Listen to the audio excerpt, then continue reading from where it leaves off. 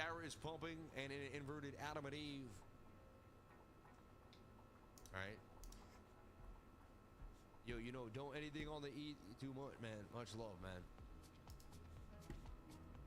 See, I tell you what I buy. I'm gonna buy a new car. See, yeah.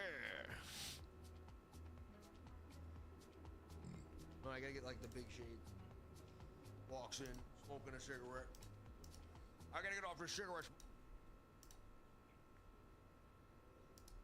We may put the biggest election night event together outside of whatever Kamala and Trump is going to do. We're probably going to put the third biggest one there. You're going to want to be there. And it's going to be awesome. It's going to be wild. It's going to be insane. It'll be a lot of fun, creativity, craziness. But here's the thing. To attend it, you're going to have to buy a ticket to go to it, obviously. The tickets are not going to be, vault type of tickets where you're spending, 15, 20, 25K. We're not talking that. It'll be lower amount tickets that we're doing. However, barrier to entry. When you come in, you have to wear Future Looks Bright gear. We want the room to be filled with people wearing Future Looks Bright gear. So for some of you that want to fly out November 5th, when I tell you what it is and the announcement is finalized, it's going to be crazy. If you don't yet own Future Looks Bright gear, all you have to go get something. Guys, we have a girl, one of Adam's colleagues, posts a video about her wearing this red vitamin hat. She's walking around. It's like everybody's stopping and says, "You're also Vitamin. You're also Future." I am. It's amazing what's taking place. Vinny, yesterday, if you want, you comfortable sharing your story? Go ahead. I had surgery yesterday back at work because that's how we roll. I had a big cyst removed from my lower back, and I'm in, getting ready pre-op. All the needles are on my arm. I'm ready to go in. A Cuban guy eating a protein bar walks by, stops in his tracks, and goes, "Mira, Vicente Pipi Paca," and then he leaves. He grabs 7 people, Tom. I'm surrounded by 7 people, and all they're talking about is how glad and happy they are that what we're doing, how amazing of a leader Pat is, and what America needs is what's happening right now. People were screaming, "Future Looks Bright" in the back, and then one Haitian lady looks at me and goes, "I want you to tell Adam, thank you for sticking up for the Haitians, because not all of us eat cats." And I go, "But some people do in Springfield." But Pat, the movement, no joke. And I wanted to address this too, Pat. What you're doing, what you've started, what you've built. I can't even go. Besides coffee, I'm nervous because I'm about to go in there and I could die on an operating table. And I had a group of 7 people around me talking about Valuetainment and your vision and what Valuetainment is doing. So Vinny, what was that story about? And by the way, he's like, "Oh, all of us are slackers, huh?" Look, if you support what we do, which we appreciate, if you believe Future Looks Bright, we want 1 million people worldwide to sport this gear. So go to vtmerch.com, okay? Represent anything. We got so much gear right now. The flip-flops, we had a few more left for some of you guys. I want to pick it up. That's the only flip-flop I wear, by the way, when I walk the dog, just so you know that. My Jesus feet will only go in that flip-flop when I'm walking the dogs at night. So go to vtmerch.com, place your order. There's a bunch of new gear there as well. And if you want to come to that party on November 5th, you got to wear Future Looks Bright. We're going to make videos. It's going to be sick. It's going to be all over the place. Millions of views. It'll be a lot of fun. They have no idea. No, I don't think they know what the heck you're talking about. I can't tell them yet, but it'll be exciting when it gets finalized. Okay, so let's get into one of the stories. But by the way, don't worry. We're still going to perform for you, but it's going to happen naturally. Yeah. Because that's how it's got to happen. It's got to happen naturally, organically, because that's how Tom likes it. So, all right. So let's go through a couple of stories. Rob, the first story I want to go with is the Mark Cuban story, okay?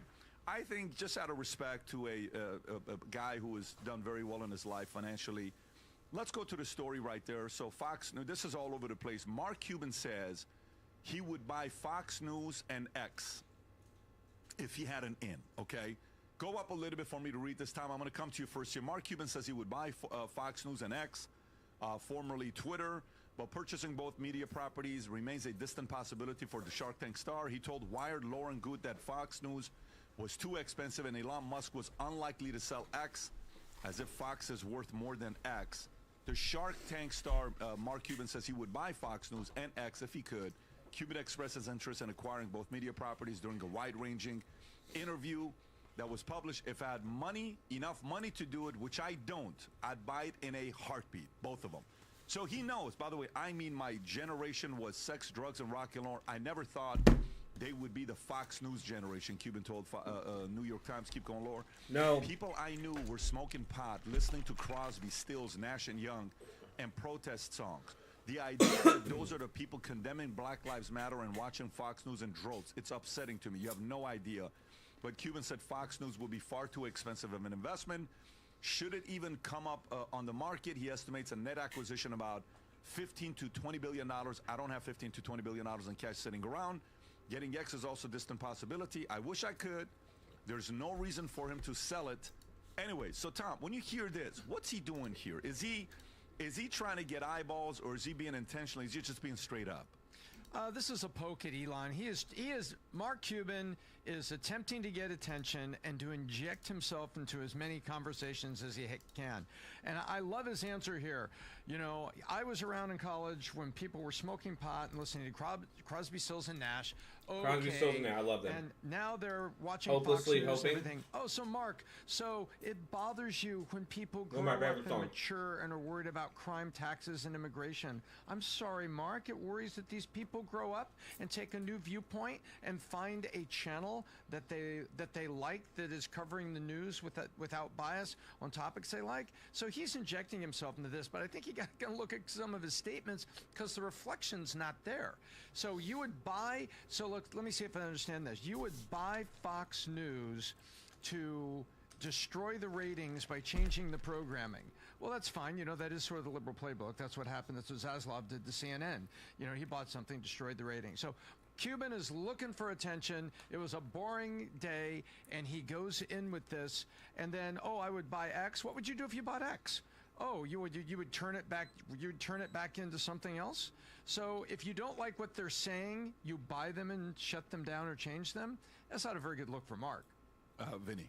I don't know. I think from the video that we saw last week, Pat, about him with Trump, I think Tom just nailed it. Anything to be in the news, anything to be relevant. I mean, think about it. Trump, another assassination attempt on Trump, and then out comes Mark Cuban talking about I want to buy this and buy that. He's even saying he doesn't have the money. Yeah, I don't have the money, but I would. It's like he needs to just go away. I think you know what this is, Pat? Having too much money and you have nothing to do.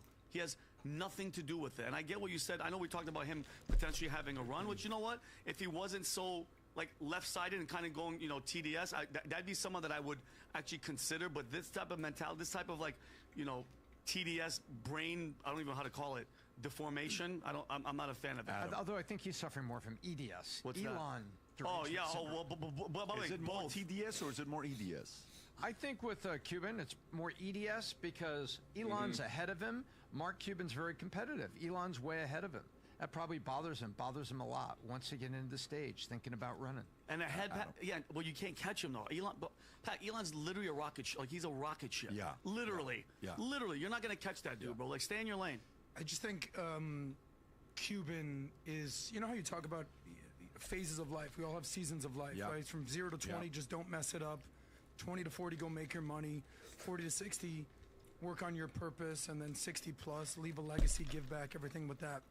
I think he's sort of on the tail end of 3, entering 4. Just look at the last 20, 25 years of Mark Cuban's life. He bought the Mavericks in 2000 for $280 million. Okay, they're now valued at $3.5 billion. Clearly, the guy did well on his investment. He sold a large portion of it to Miriam Adelson, the late widow of Sheldon Adelson, the multi-billion-dollar magnate out there in Vegas, the casino guy. You know, I don't know exact percentage of what he sold to the Mavericks. I think he's still the controlling owner. I don't know the exact number, but he was the main guy, and now there seems to be some partnership there. But Mark is worth $6 billion. He's looking at the landscape. Is this what it is? 27%? Cuban retains 27%. So he's not even the controlling managing partner of the Mavericks right there. What's my point? This is his last season on Shark Tank. No, he remains in charge of basketball operations, so control of the basketball operations. Okay, so he remains control, but he does. He still retains 27%. He's just not a stake. majority owner. Gotcha, Yes. gotcha. He's the managing partner, but doesn't own control. But I think this is the last season that he's doing Shark Tank. He came out and announced this is, I think, the 16th season, I want to say, of Shark Tank. He's saying this is my last one.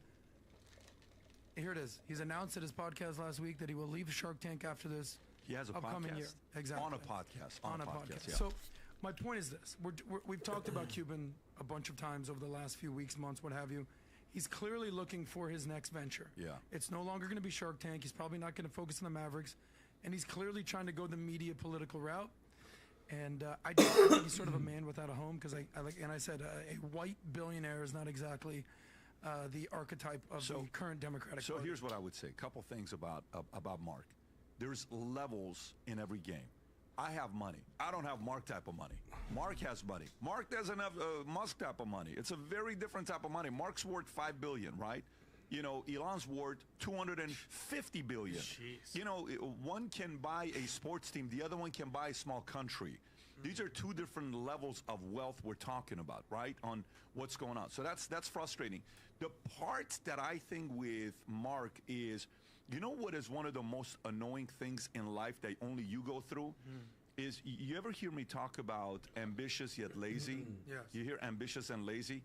I think Mark sits there and says, I put 20 years into the Mavs, right? He's owned the Mavs for how long, Tom? 20 years? Since 2000, yes. 24 years. Mark's a smart guy. Okay, Mark's a smart guy. But Mark bought a team at what age? How old was Mark when Mark bought a sports team? He's probably in his early 40s because he's, 65 now? How old is Mark?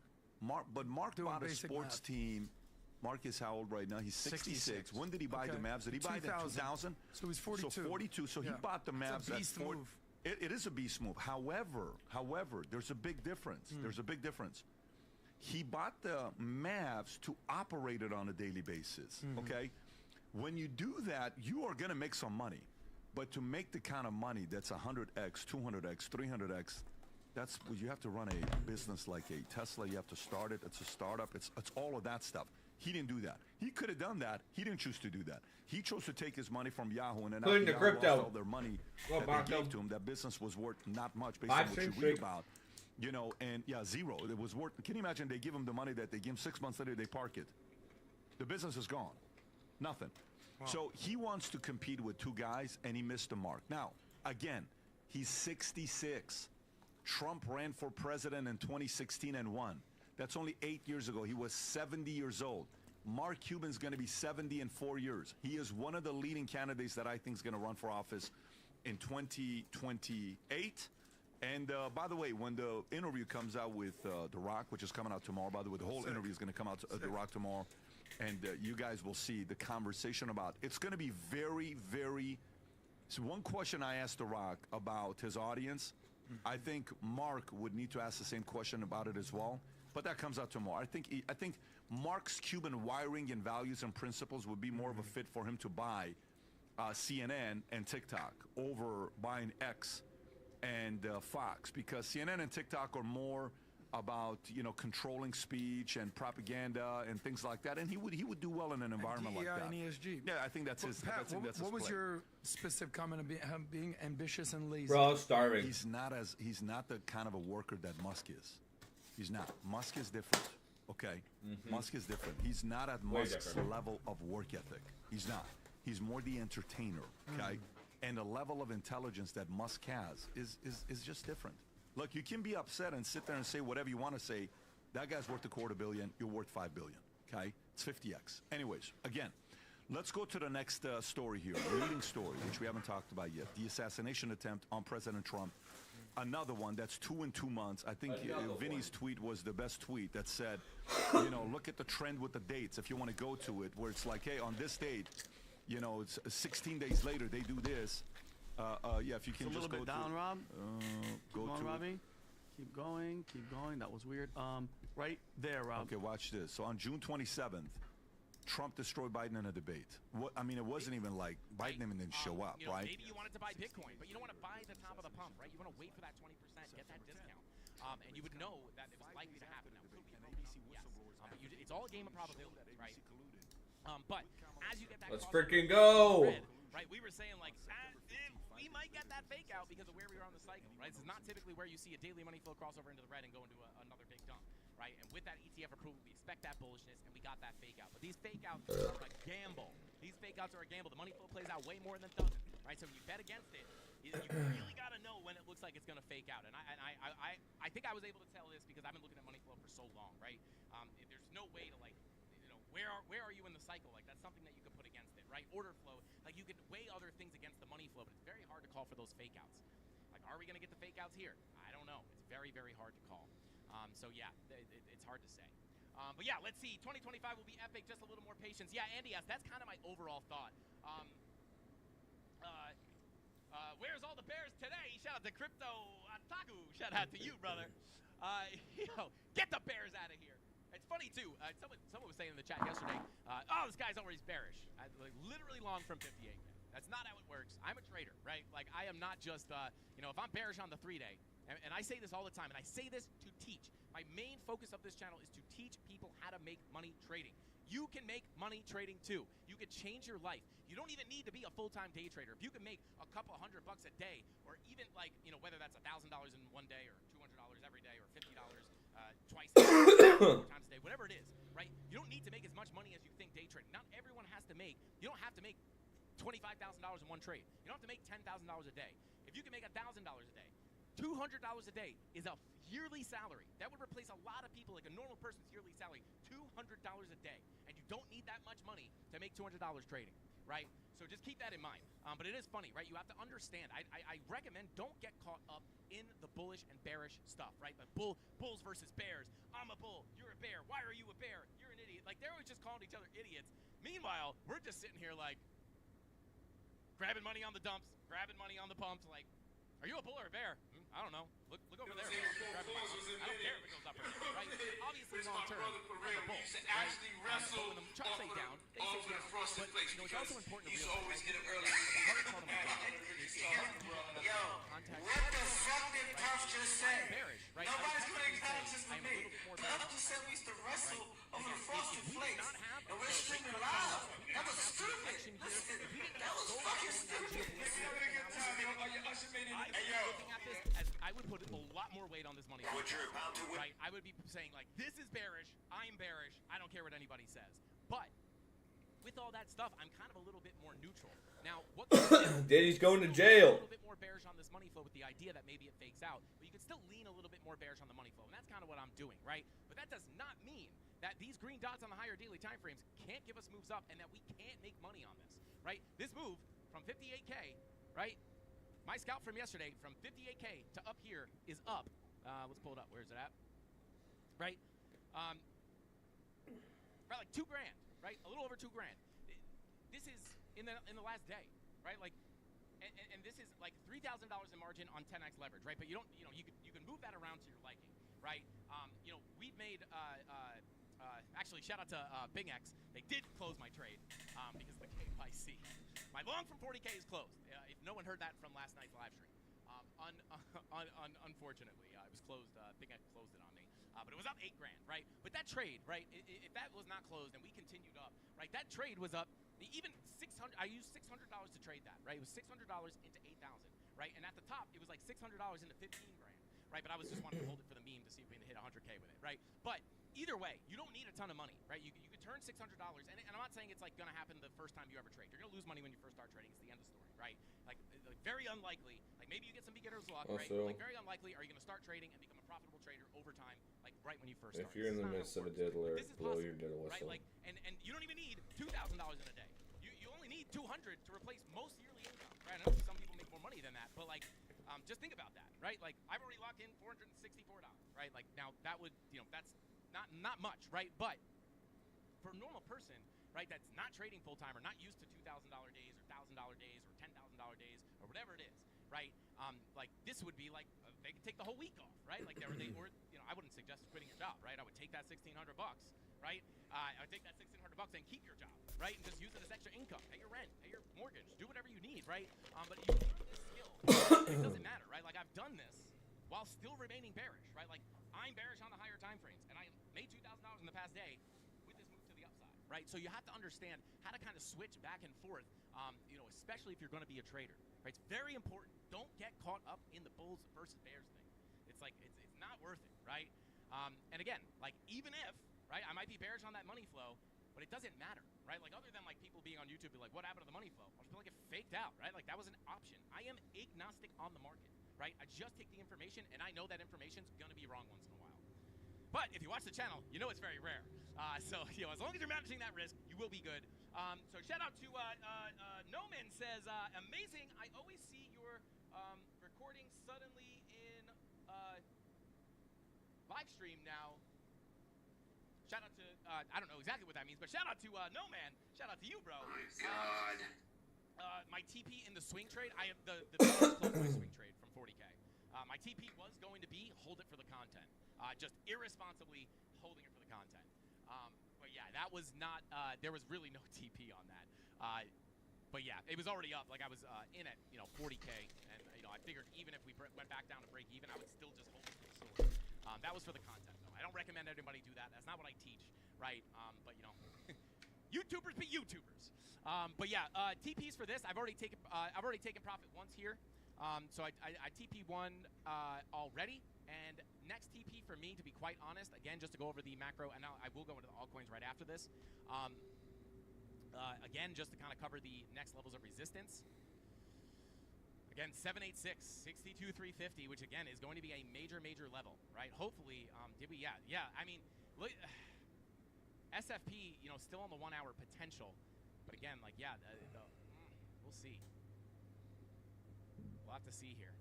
See if that SFP plays out. But again, not seeing all the confirmations I like to see on exo charts. But yeah, I would look for that 786 if we can hold that golden pocket. And again, 62, 310 is going to be another big take profit for me. Still, I'm going to be hunting for shorts all within this area, right? If I can get the confirmations, I will be taking stabs. Like even if I have to get stopped out Trent, a few times. it's a very good question Vinny's asking here, right? That we have to be answering. So let me do this. Let me give you some of the fact sheet, and let's kind of talk about it openly with all of us. I'll open it up to you guys here. So, Rob, can you go to vtnews.ai and just go to the AI and ask the question what we know about the shooter while I'm reading this fact sheet? So, number one, yeah, just go to it and say, what do we know about the shooter, Trump shooter? Let's see what comes up. Yeah. Go up a little bit, There you go. The other way for the end. No, the right where you were going. Yeah. Okay, so Trump shooter, could you please? Yeah, maybe you have to ask the specific questions about the shooter. Yeah, Ryan Routh. Yeah, what do you know about the shooter, Ryan? Yeah, put the name out there. Ryan Routh. Yeah, there we go. Okay, let's see what he says here to us. Ryan, a 58-year-old man, was arrested allegedly attempting to assassinate former President Trump while Trump was golfing in Florida. Here are some key details. He self-published a book titled Ukraine's Unwinnable War. On Amazon, and guess what? 0 reviews. And I tried to write a review, and it says Amazon has stopped the reviewing process. In which he expressed negative views about Trump, calling him a buffoon. In his book, Routh suggested that Iran should assassinate Trump and himself for voting for Trump. What? Routh's book, which sells for $2.99 on Amazon, contains graphic content and discusses various global issues. He has a criminal history and has made small donations to the Democratic Party. Routh's social media presence reveals a history of activism, including efforts to recruit fighters for Ukraine against Russia. He traveled to Ukraine following the Russian invasion and called for U.S. military personnel to join the fight there. He made 19 contributions totaling $140 to Act Blue, indicating support for the Democratic Party. Okay. His social media activity included over 500 posts on X, showcasing a wide range of political views and including support for figures like Bernie Sanders and Tulsi Gabbard. Interesting. The Secret Service intervened in Routh's apparent assassination attempt, leading to it. It's important to note that the situation was described as an attempted assassination and that Secret Service successfully prevented. Okay, let me read this here. Location of the attempt, okay, was at the Trump International Golf Club, okay, and the suspect was positioned near a fence roughly 300 to 500 yards away. We know that. Timeline, it took place early afternoon with authorities alerted around 1:30 p.m. when a man with a rifle was spotted near the golf course. Okay. Suspect's background, we just read it. On what he said, he was a convicted felon who had recently returned from Ukraine. Authorities are investigating his possible political motivations. We'll find out more about that. Weapon, AK-47 style rifle, equipped with a scope and with firearm serial number, had been obliterated, rendering it's untraceable. The rifle was found fully loaded, suggesting premeditation. Cell phone data. Investigators used Routh's cell phone data to trace his movements. His phone records indicated that he had been lingering the area for 12 hours starting 1:59 a.m. in the morning till 1:31. Secret Service response. By firing at the suspect when they spotted him along the perimeter of the golf course. Despite shots being exchanged, there were no reported injuries. Items recovered. Additional to the rifle, backpack with a GoPro camera, which was likely intended to record the attack. Okay, great. Chase and arrest. He fled the scene in a vehicle and law enforcement pursued him on Interstate 95, where he was eventually apprehended. He is currently being held without bail. charges, 2 federal gun charges, boom. Prior assassination attempt, we talked about that. That we have a suspect lone actor. He's a lone actor. Political and security repercussions. We kind of talked about that. Rot's legal repercussions. We talked about vehicle identification. Identified traffic camera footage, aiding law enforcement and tracing him down. He had left. Okay, federal involvement. FBI is leading the investigation. Golf course security. Political climate. Okay, so Tom, you hear a story like this. This happens exactly, give or take, 60 days later. Is this him, Rob? Is this him being interviewed? This is, yes, the shooter was interviewed. This is while he's in Ukraine, explaining why he's in Ukraine and what he's doing. Okay, let's see what he has to say and how he talks. Tell me who you are and why are you here? 56, from the U.S., from North Carolina originally, so live in Hawaii now, so flew all the way from Hawaii here. So the question as far as why I'm here, to me, you know, a lot of the other conflicts are gray, but this conflict is definitely black and white. This is about good versus evil. This is a storybook, you know, any movie we've ever watched, this is definitely evil against good. I mean, we're battling a situation here where, you know, the Ukrainians and the rest of the world are caring and kind and generous and unselfish and take care of one another. Brainwashed. It's just a matter of... Okay, you can stop that. Tom, your thoughts on the story here, what happened? So, somewhere between, you know, abject surveillance and no-knock, searches, and guys like this, you know, it's not that guns need to be registered. It's that a guy like this with a criminal history like this, why is he still walking around? This isn't a guy who has robbed 10 7-Elevens and is poor and destitute and keeps robbing $200 from a 7-Eleven. This guy has an active history basically saying, I have a screw loose and I would like to assassinate someone, and I am traveling to the Ukraine trying to recruit people for a war. Now he comes back here. They're able to monitor. He was on a list, a watch list of some sort, but nobody did anything about it. And so the shocking thing to me is, why is this guy walking around? I mean, how many times was he arrested, Robbie? Have that? Did I see 72 individual arrests? No way. And detainments? Is that the amount? Yeah, how many times was he arrested? I'm taking a look now and looking. Yeah, it's crazy. Go on VTNews.ai, Robin, check that. So, Pat, it's just nuts that the guy with this history is still walking around, number one. And number two, separate, you know, the Secret Service, in the midst of all this, where we're trying to figure out about this guy, there's a quiet little voice in the middle of the fog, and it said, oh, we've always said golf courses are really difficult places for the president. Really? Just 2 months after you had the assassination attempt in Butler, Pennsylvania, now you're saying, oh, we always knew it was difficult? Well, if you always knew it was difficult, why weren't you taking extra care right now? The dialogue hasn't gotten hot enough for the Secret Service to be taking extra care you know, when he plays golf at a place with his name on it? Come on, guys, right? You know better. Perimeter, I play a lot of golf and been to a lot of places. The perimeter fences, these golf courses, is not hard to secure and patrol. Not hard at all. And so the little voice in the middle of this, oh, we've always said it's hard to secure the perimeter. It's just the Secret Service giving itself an excuse and an out in the middle of the fog of the reporting, where we find out that this complete loon is still allowed to walk around. Those two things really piss me off. Vinny. Okay, excuse me, I'm going to be hydrated for this rant period. But let's take a step back to my tweet, Pat, that you helped me. The debate happens. Everybody, dude, remember, for the past how many years, Kamala hasn't been able to speak. She talks like she's talking to 4-year-olds. She's, you know, talks about time and time. Then all of a sudden she comes on the debate and she's somebody completely different. You know, we talked about maybe the earring, maybe this, maybe whatever. She looks fantastic, and all the questions and all the rumors of cheating started happening. And then the day that this happens, there's the affidavit from ABC, the guy that was working there for 10 years, that said they cheated. Period. Called election interference, whatever you want to call it. I'm going to call it cheating. So that comes out. Then the assassination attempt happens. And by the way, this guy with his footprint that you just said, Tom, all over the internet, they're not going after people like that. They're going after people that are posting memes or stuff online about Joe Biden. I think Rob has that video for later, PBD. But let's not forget, this debate is 48 days from now. Pat, you've said this from the beginning. They're not going to stop, okay? They're not going to stop. I think there's going to be another attempt. I want to ask you guys what you guys think. And here's my question, Pat. And again, I don't want people to take this the wrong way.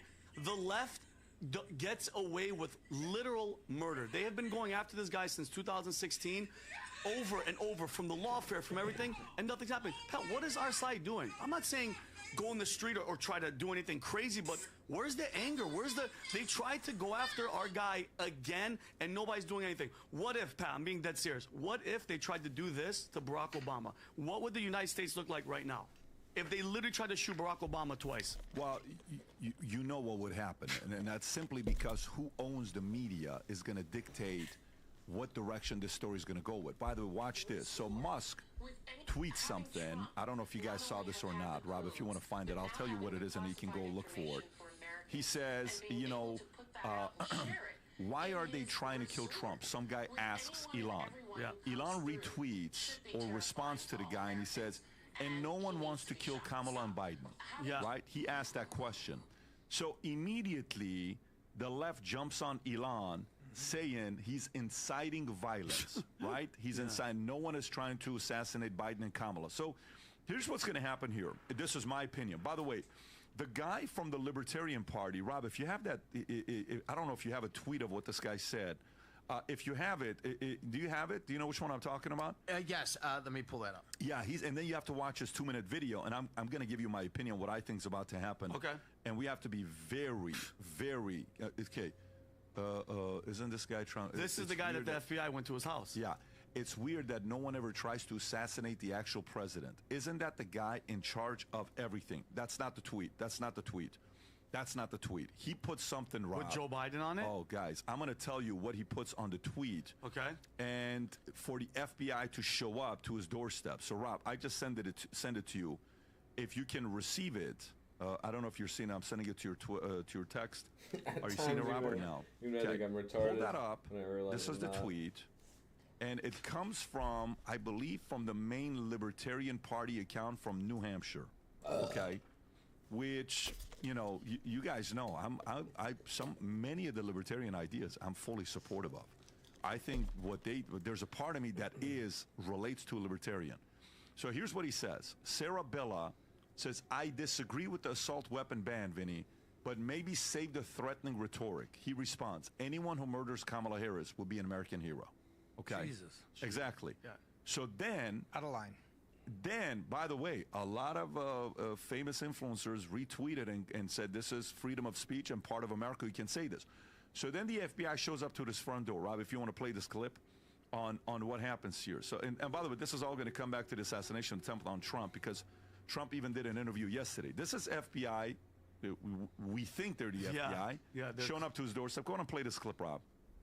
Hey, how can I help you?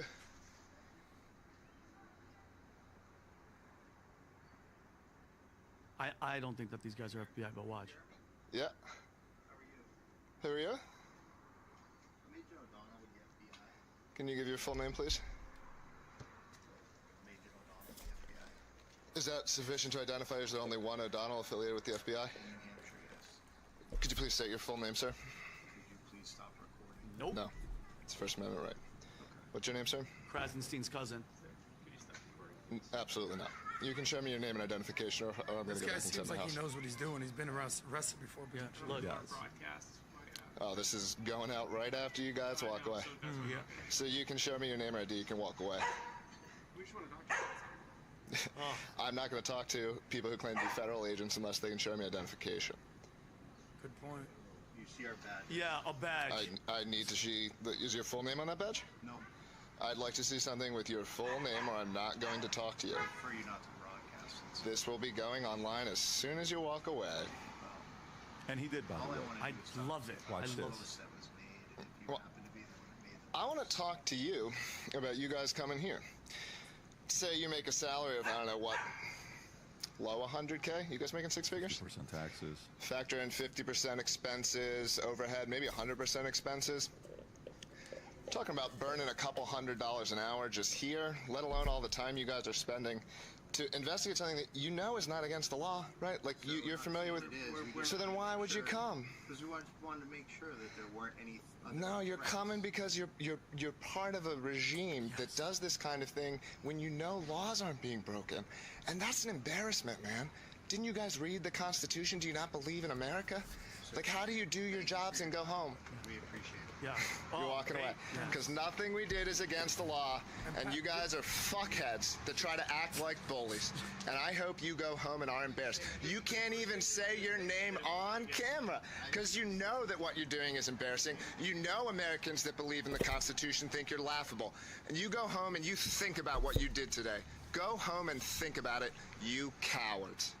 I love this. Drive away. Okay, so drive this away. guy is who by the exactly? way, He's the guy so that did that tweet about. it's the same Kamala guy Harris? that did the tweet from apparently libertarian New Hampshire. So one, how do you feel about the tweet? Two, the response. Tom. So I'll weigh in. So people know that back in early 2000s, 2000 and 2006, I was involved in video games on the mobile side.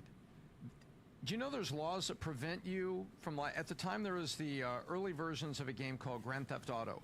Tremendous amount of murder and mayhem happen in that game. You know what you cannot do in a video game by law? Hunt, threaten, or kill the president. You cannot depict a character in a video game or make part of the video game that my character can go kill the president. You can't do that. It's not legal. And so there are laws out there about specifically threatening the president, and there are laws out there about depicting his murder. What's interesting here is I don't know why the FBI, with all that there, they could have told the guy, we'd like you to come from us. But what they don't want is the wrongful arrest suits. That's what they don't want. And so they send two guys out with a clipboard to basically attempt to ask questions in such a way that he would permit them to sit down and conduct an interview without any sort of a warrant or permission to enter the premises. The guy may be a loon, but he actually did the right thing, saying, excuse me, can you identify yourself? All I'm asking, here's your badge. I could buy a badge and a fake gun too. Where is your identification? He's got federal identification. He just didn't want to show it, which leads me to believe, is that even his name, or is that the street name he uses? Because most federal agents that conduct things use street names as well as their real names. And so just doesn't want to do it. So let me ask you, you said two different things. I just went online right now and typed in whether in a video game you can kill somebody. And president? Yeah, kill a president. Came up with games that let you assassinate high-profile targets like presidents, okay? Don't verify. I don't play video games, so I couldn't tell you if this is true or not, but this is what came up. The Assassin's Creed game, okay, you often assassinate people of importance. In one, you assassinate the Pope, okay? Dishonored, Nice. okay? And the other one is called the Elder Scrolls game. And the Hitman series, Mark of the Ninja, right? These are some of the video games. And I went to the Hitman Blood Money. I don't know if you type in Hitman Blood Money. Game from 06. Yeah. Apparently here, this guy in this movie, in this video game, you get to kill a vice president or something, right? So you're saying this, Tom, okay? And say that's true. And I hope it's true. You can't put the true character of the vice president. You can't put you can put a fake vice president to kill a fake, but not the real character in there. Okay, but still, okay. So as the U.S. president was planning to realize cloning, the franchise was hired to assassinate him so that their puppet, the U.S. vice president, would replace him. 47 found himself hired by a CIA agent whom he rescued. And is this serious? Well, this is the plot of the game. No, I get that, but I'm saying, is this serious that in the plot of the game, 47 found himself hired by a CIA agent? Currently, we're on 4. Okay. And by the way, let me go back to this. Number one, is there anything wrong with his tweet, Tom? His tweet. Can I see the tweet again one more time, please? Vinny, I'm going to come to you as well. Okay. Anyone who murders Kamala Harris will be an American hero. Okay. It's on the edge because he's not asking for it. He's like, anyone who does this would be an American hero. So it's I'm not comfortable with this. This is bad. This is not good. I am surprised. What I'm saying is, I'm surprised that the FBI went with the the soft approach, trying to get a citizen to agree to sit down for an interview. Why not? If you do something like this, you can be arrested. And Rob has a video I sent PBD of because Trump posted all the left's rhetoric against him because the left has been trying to blame him for his own assassination attempt. I 100% agree. Okay, and PBD, this, as bad as it is, he's not calling for actual violence. And I'm sorry if you believe in the First Amendment, he didn't. He is walking on the edge. I wouldn't post something like that. But then going to them, identifying yourself, you have to identify yourself. Even if a cop or anybody they're recording. Sure, these are two different questions. Yeah. Isolate each. I think that one. Let's isolate each. Yes. Rob, go to the first one. The tweet, bad but not illegal. I wouldn't do something. I don't agree. You're right. It's not illegal. I don't like it. Let me ask you a question. Let me ask you the second question. Yes. So you would never tweet something like Never. Okay. So if you're running Twitter, yeah, your name is Elon Musk, what do you do with this tweet? If he wants to be the platform of free speech, PBD, he can't do it unless he's actually calling for violence and saying somebody go do it or I want to do it. Tom. That's a slippery slope. If it was my platform, I would leave it there, freedom of speech, but I would say, you're probably going to get a visit. Dude, you're probably going to get more than a visit. Adam. Yeah, I would want to visit that day.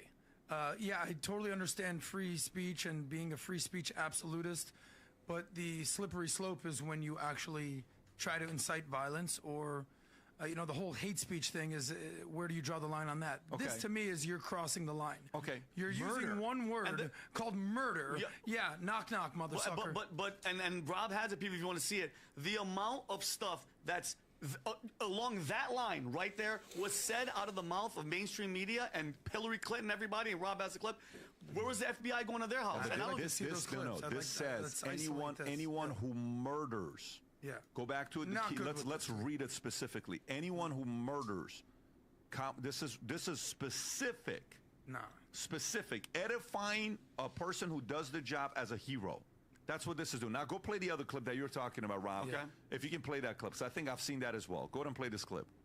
If you had to be stuck in an elevator with either President Trump, Mike Pence, or Jeff Sessions, who would it be? Does one of us have to come out alive? Press always asks me, don't I wish I were debating him? No, I wish we were in high school I could take him behind the gym. That's what I wish. I said, no. I said, if we were in high school, I'd take him behind the gym and beat the hell out of him. I just don't even know why there aren't uprisings all over the country. Maybe there will be.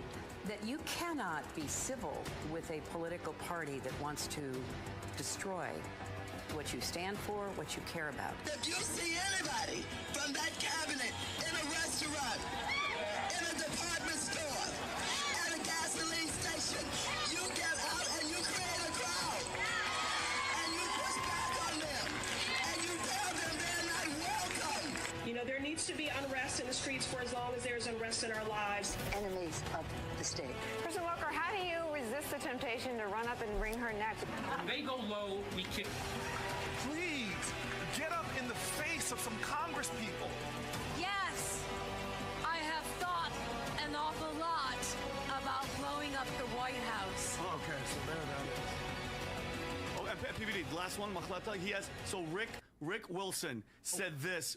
Rob, you have this one, right? He's the founder of Intrepid Media. This is what he says. The one that you're Just talking facts about. after fact after fact he presents to Rick the people Wilson and they're too says, retarded. like he literally says, like, calls to put a bullet in Donald Trump, and nothing has happened to this guy. I'll play that in 1 second. I want to play this. This came out. No, it's not Saturday, real. right it's before not the real. Don't assassination play it. attempt, so It's not real. alarming. And this, yes, this is Rick Wilson, the same guy you're talking about. Okay. Here's a clip of him talking about how Donald Trump wants to get somebody murdered. About the real-life impact of running amok with insane lies like the ones they're spreading in Springfield. Here's the real facts. I'm going to be very blunt. I think Trump wants someone to be killed. I think they want this violence to escalate. I think they want to then say, these migrants have caused the violence. They brought this on themselves. Look at our cities on fire because of these terrible people from faraway lands who happen to be dark-skinned. This is a racist playbook that goes back well before Hitler. This goes well before. And let me grab the other guy. But yeah, the other one's there. Mind you, I completely forgot. Guys, I have very strong opinions here. So if you want to play that other clip and then go to it. Yeah, this one right here, PBD. This is him. No, the one before, underneath. Yeah, there it is. Listen to this guy. Same guy. Same guy, that you PBD. just heard saying that Donald Trump wants to get somebody murdered. Yes. And the donor class can't just sit back on the sidelines and say, oh, well, don't worry, this will all work itself out. They're still going to have to go out and put a bullet in Donald Trump. And Okay, they're going to have to go. So that rhetoric, because it's coming from one That's side. on MSNBC? That's on MSNBC. He Okay, said that. so let me tell you what we're flirting with here. This is how long ago, Rob? That last one you put, the last one you Rick showed? Wilson was I'll have to take a look. I'm not sure. a couple years ago, PBD. Okay, so this is what we're flirting with right now. Because there is a faction of people in America that want to see some countries separate themselves from others. Yesterday, this guy comes and interviews me on his podcast and his show, and he talks to me about all this. I said, listen, if I built my own, if we ran our own country, it was a hypothetical question he's asking. I said, the way you would vote in my country, you would have to earn the right to vote. Now, obviously, until that day, that's a hypothetical conversation that's being had, right? Yeah. It's not like a real thing where we get to run a country and create our own standards where you got to contribute to be able to do that, which people that don't want to contribute, you wouldn't like our country and go for it. So I actually understand the people that want to see certain states leave the what do you call it, the union, like say Texas go be its own country, Florida be itself. Florida be its own country. I understand the argument that people are making. I get it. I fully understand. If that's what you want to see happen, yes. If you want to see a full-on that taking place, if that's what you want, yeah, you need a lot of posts like this. But let me tell you what's going to happen here, okay? And I'm at it where it's inevitable that this is about to take place. Do you remember, I've had God knows how many people are on the rap side because I've always been fascinated with hip-hop rap. I was a big Tupac guy. What happened? Who got killed first, okay? Who got killed first, Tupac or Biggie? Tupac. Oh, great question. Was it Tupac first? Tupac got killed first. Okay. Yeah. And after what? After what hit song that came out? Hit 'em up. About California. Right? Yeah. About New York. Chino XL. Yeah. By the way, he just passed away. Yeah. So all these rest in peace. All these guys that they're talking about hit them up and boom, back and forth, back and forth, back and forth. West Coast, East Then what happened? Then Biggie. Tupac gets shot. Yep. Then Biggie. Then Diddy and Snoop come together at this award ceremony. Yeah, if you type in Diddy, there's Source Awards. By the way, just put the picture and don't even put video. Just put the Source Awards, and go to the image. Okay, Snoop and Diddy, they're doing an interview. They look so nervous. Yep. Okay, I don't know. That's not the one. You put interview, they look Rob. so nervous. Why? Because they know they're next. Actually, it was Tupac. It was Tupac and Snoop. Right? No. Tupac's dead at this point. They got something. They're sitting there doing an interview. It's after both of them are dead. Mm-hmm. And they're trying to bring the peace because they know one by one, others are going to go. Yeah. So if you guys want to play this game, which is freedom of speech, I'm able to say this. Okay, fine. Go ahead and say it if you think that's freedom of speech. I'm just telling you, what comes next, you best be ready for it. Because it'll go 0 to not ugly, not chaotic, catastrophic very quickly. And when I mean very quickly, I mean very, very, very quickly. You don't want that. Okay, you don't want something like that to be taking place. If you do, now by the way, if somebody says, at the cost of what? Are you willing to avoid that taking place at the cost of freedom? No. Are you willing to do that at the cost of, you being able to do what you want to do, what the government doesn't control? No. If we're getting there, I'm in. What, you want if some we're jelly getting beans? there, but the goal You want is some to jelly prevent bellies? temperatures ever getting to that point. You don't want some jelly belly. Look at left her. and started You my want own jelly insurance belly? company, I never wanted to leave. Just wants a jelly belly. But they cornered me, and they forced that event to be taking place. If we play this game, you're cornering for this to happen. Mm-hmm. And if it happens on the left and the right, chaos. By the way, why will it not happen on the left? Because this has got nothing to do the left or the right. This has got who is controlled by the establishment media, by the establishment people, who is not. The people that are, why would you take them out? The people that are not, got to be careful with that, right? Because these guys, you can't control them. The temperatures are so high right now that Trump's camp, there needs to be a real conversation about protection where, not being too sloppy. Like, you know how I am? I like to walk around people. 100%. I don't mind being around people, right?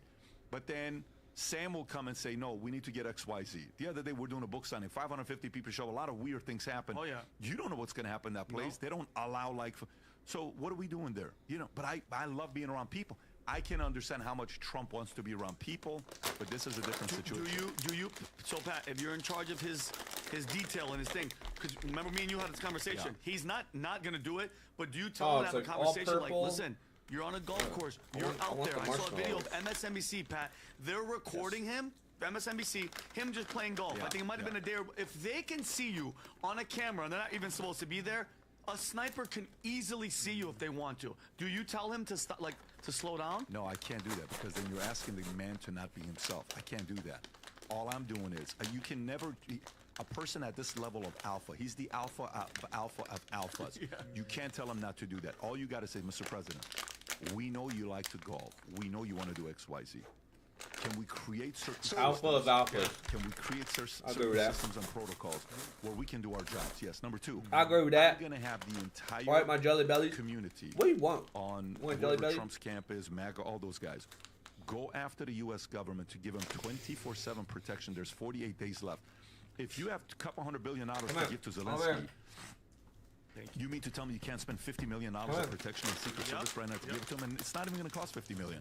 It's going to end up costing you between now and the end of the year, say $10 million. You don't have the money to do jelly belly? Government. You, of course. I think my dog wants jelly belly. $6 trillion just a few years ago. You can do that. I would be more intentional. I think you're playing with fire.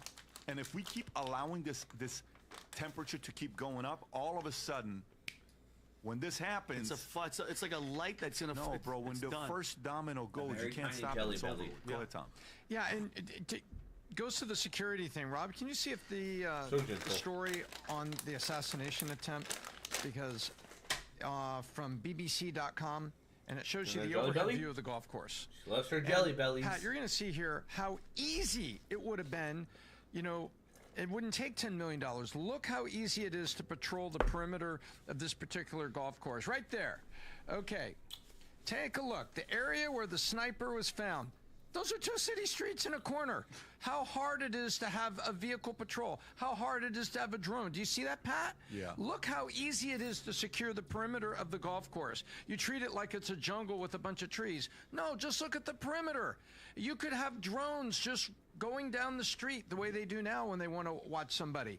And so it just shocks me the Secret Service can't do this. But I'd be saying the same thing that you're saying, Pat. Hey, guys, we need to elevate the security here. 7-man squad, bro. He's going to go play golf today. So we have to have the full, put the drones up, get the full security on the perimeter. Everything will be fine. The suspect came down that street and was getting between the guys fence like there. 300, 400, 500K easy to freaking find. It's like $4 million. And so Eight it's top-tier also guys, not bro. only it's putting the money out, Pat, to have the security there. It's the security force doing, which is a damn easy job when you look at the actual perimeter of the golf course.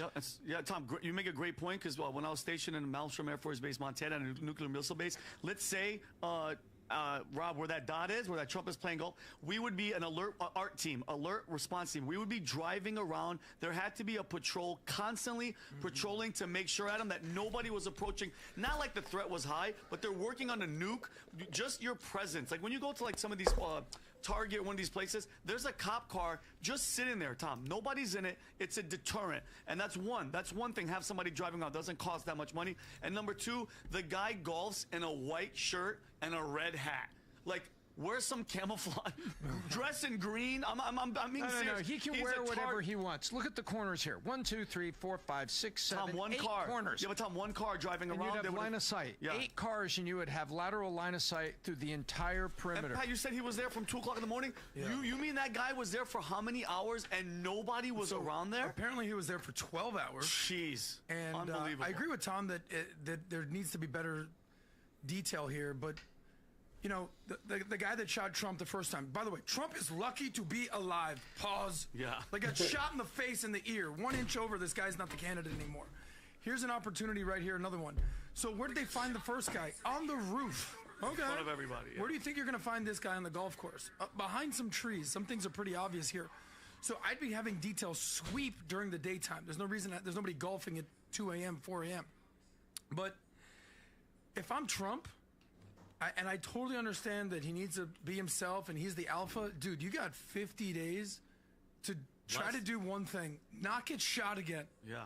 And if it means controlling the controllable, not playing golf for a couple months, maybe you need to do that. This is an opportunity. Like, where's Trump going to get shot? Probably being outside. Yes. So there's four elements here. If you're Trump, you know, he came out and said, I'm going to do rallies. I don't care what you tell me to do. I'm going to do them. They went and they got him glass. And he walked around. And he walked out of the glass to help some lady. So at what point, Trump, it's like, dude, I mean, we're doing everything we can to keep you safe and protected. Play ball with us a little bit. But if you're Trump, hey, man, you do what you got to do. You know, presidents have classically crossed over the line and says, hey, I'm not doing it. Gerald Ford is the last U.S. president where there was 2 assassination attempts. And the first one, he should have been killed. Squeaky Fromm mischambered the weapon and got right up to him. The Manson people? Yes, she was from Charles Manson. Manson, She got right up there and she held it below abdomen 18 inches. Crazy. And she clicked it and it misfired because it didn't fire because it wasn't chambered. And the Secret Service guys came unglued and pinned her to the ground. 2 weeks later, or maybe 3, it was, I believe what was her name? Sarah Jane Moore. She fired 2 shots from a crowd until the Secret Service and 3 people in the crowd kind of took her to the ground, Sarah Jane Moore. So, but why did the second time happen? Because Ford refused to not walk among the people. Gerald Ford, who played football and was a man's man, said, you need to put the security up, but I am not going to stop shaking hands with the American people. And he refused, and so he put himself there. So your job is security, and sometimes the presidents are like, I'm the alpha. You're not going to find me in the basement. Would you say that Trump is more of a target than Gerald freaking Ford? I would say so. Yeah, no doubt. But in this case, security can be provided so that the alpha can be himself. Okay, to me, this isn't about alpha or not alpha. It's, can you be alive for the next 50 days during this election? I mean, the chaos that would happen in this country, God forbid he got killed 2 months ago or even today. I think, I don't know if he's treating this as serious as it should be. I don't know. But it seems to me, I would say, Mr. President, listen, for the next 30 days, 50 days, there's no golf. Yeah, but there's no outside rallies. If you do stay in the glass, we're trying to protect you.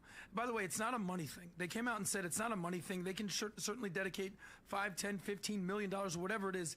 It's a manpower thing. It's literally a manpower thing. With all the DEI candidates, we saw what happened. Of course. You know, how many Melissa McCarthy's are out there protecting the president? I think they need to hire more people. And then even Biden came out and obviously he gave the whole, you know, there's no room for political violence or political rhetoric, but we do need to have more detail around this guy. But even the sheriff of Palm Beach County said, listen, his name is,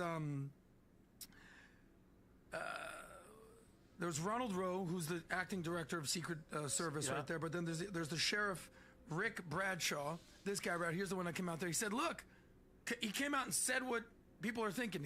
He's not the president. He doesn't have the level of detail that a president would. Yeah, well, I mean, he was the president. He could be the president. Let's step this up a little bit, guys. So he needs more protection around him, but he also needs to play ball with the protection. But guys, we're talking about 48 days, Adam. God willing, he wins. He's still going to keep doing the same thing. And I understand that he's going to get an upgrade when he's the president, but this is the former president of the United States, and the level of hate that the left puts on him, this is a no-brainer. They have to step it up. But at least Ron DeSantis came out yesterday and said that Florida, right, Rob, is going to take over the investigation, PBD, because I don't know if this might be the one where he says, how could we in our right mind left the FBI and the DOJ find out who's behind this, PBD, when the DOJ's been going after him for this whole time? This is the clip. By the way, this is a very, very good move by DeSantis. Governors can create a parallel investigation, and only governors, and he called for it. So he is creating the investigation. Florida is in pole position on that, and therefore they control evidence, including evidence retention, rather than maybe evidence, we lost. We lost those. Weird. Yeah, so DeSantis made a good move here. There's a legal word for it that escapes me at the moment, but it is a legal word that describes the authority of a governor to take over investigations of things like this from the feds. And just a clip, Rob? Yeah, this is a clip. Just FYI, from what I heard from reports, that Trump didn't plan on going golf. He went golfing last minute. So how does this guy know, oh, Trump is going to be out there? So, dead serious, bro. People are worried about that. He golfs every other day. What do you mean? No, but not today. He wasn't that day. Go ahead, Rob. Talked to him yet. I did announce yesterday we're going to be doing a state-level investigation. I understand that the feds are involved, but we do believe that there were multiple violations of state law.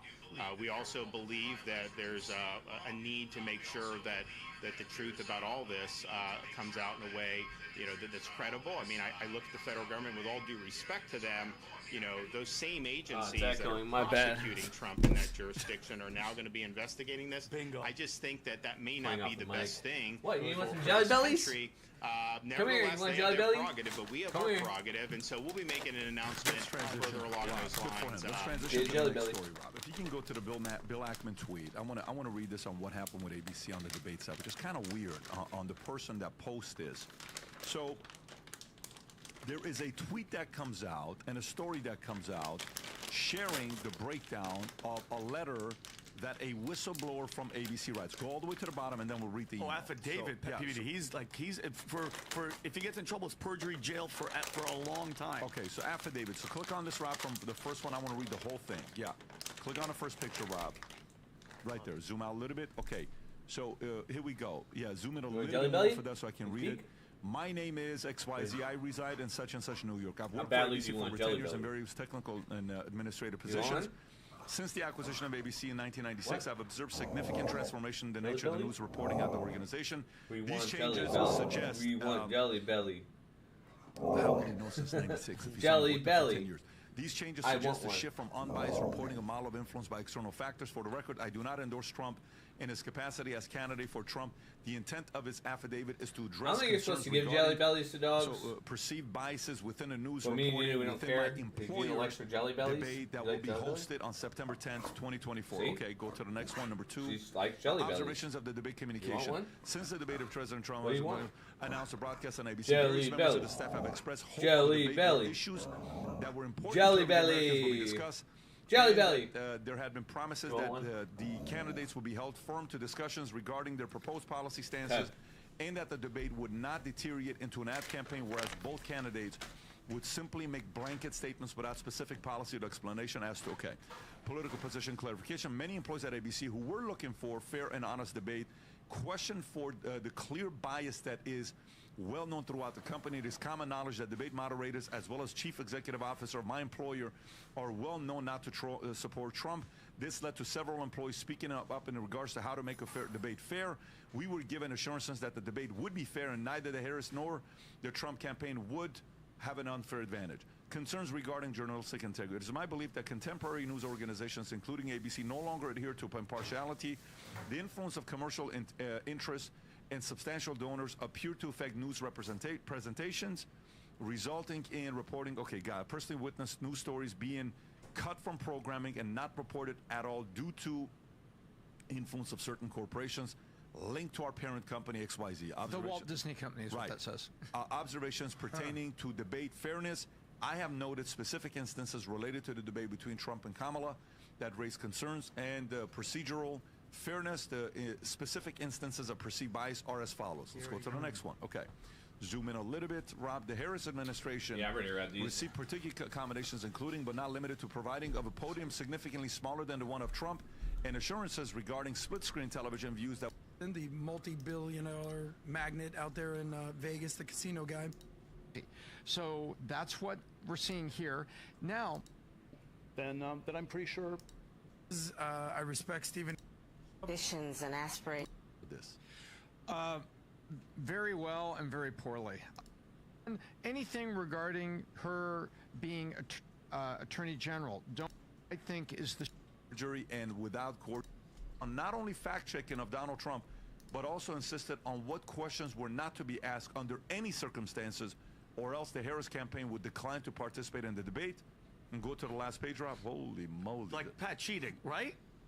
No question.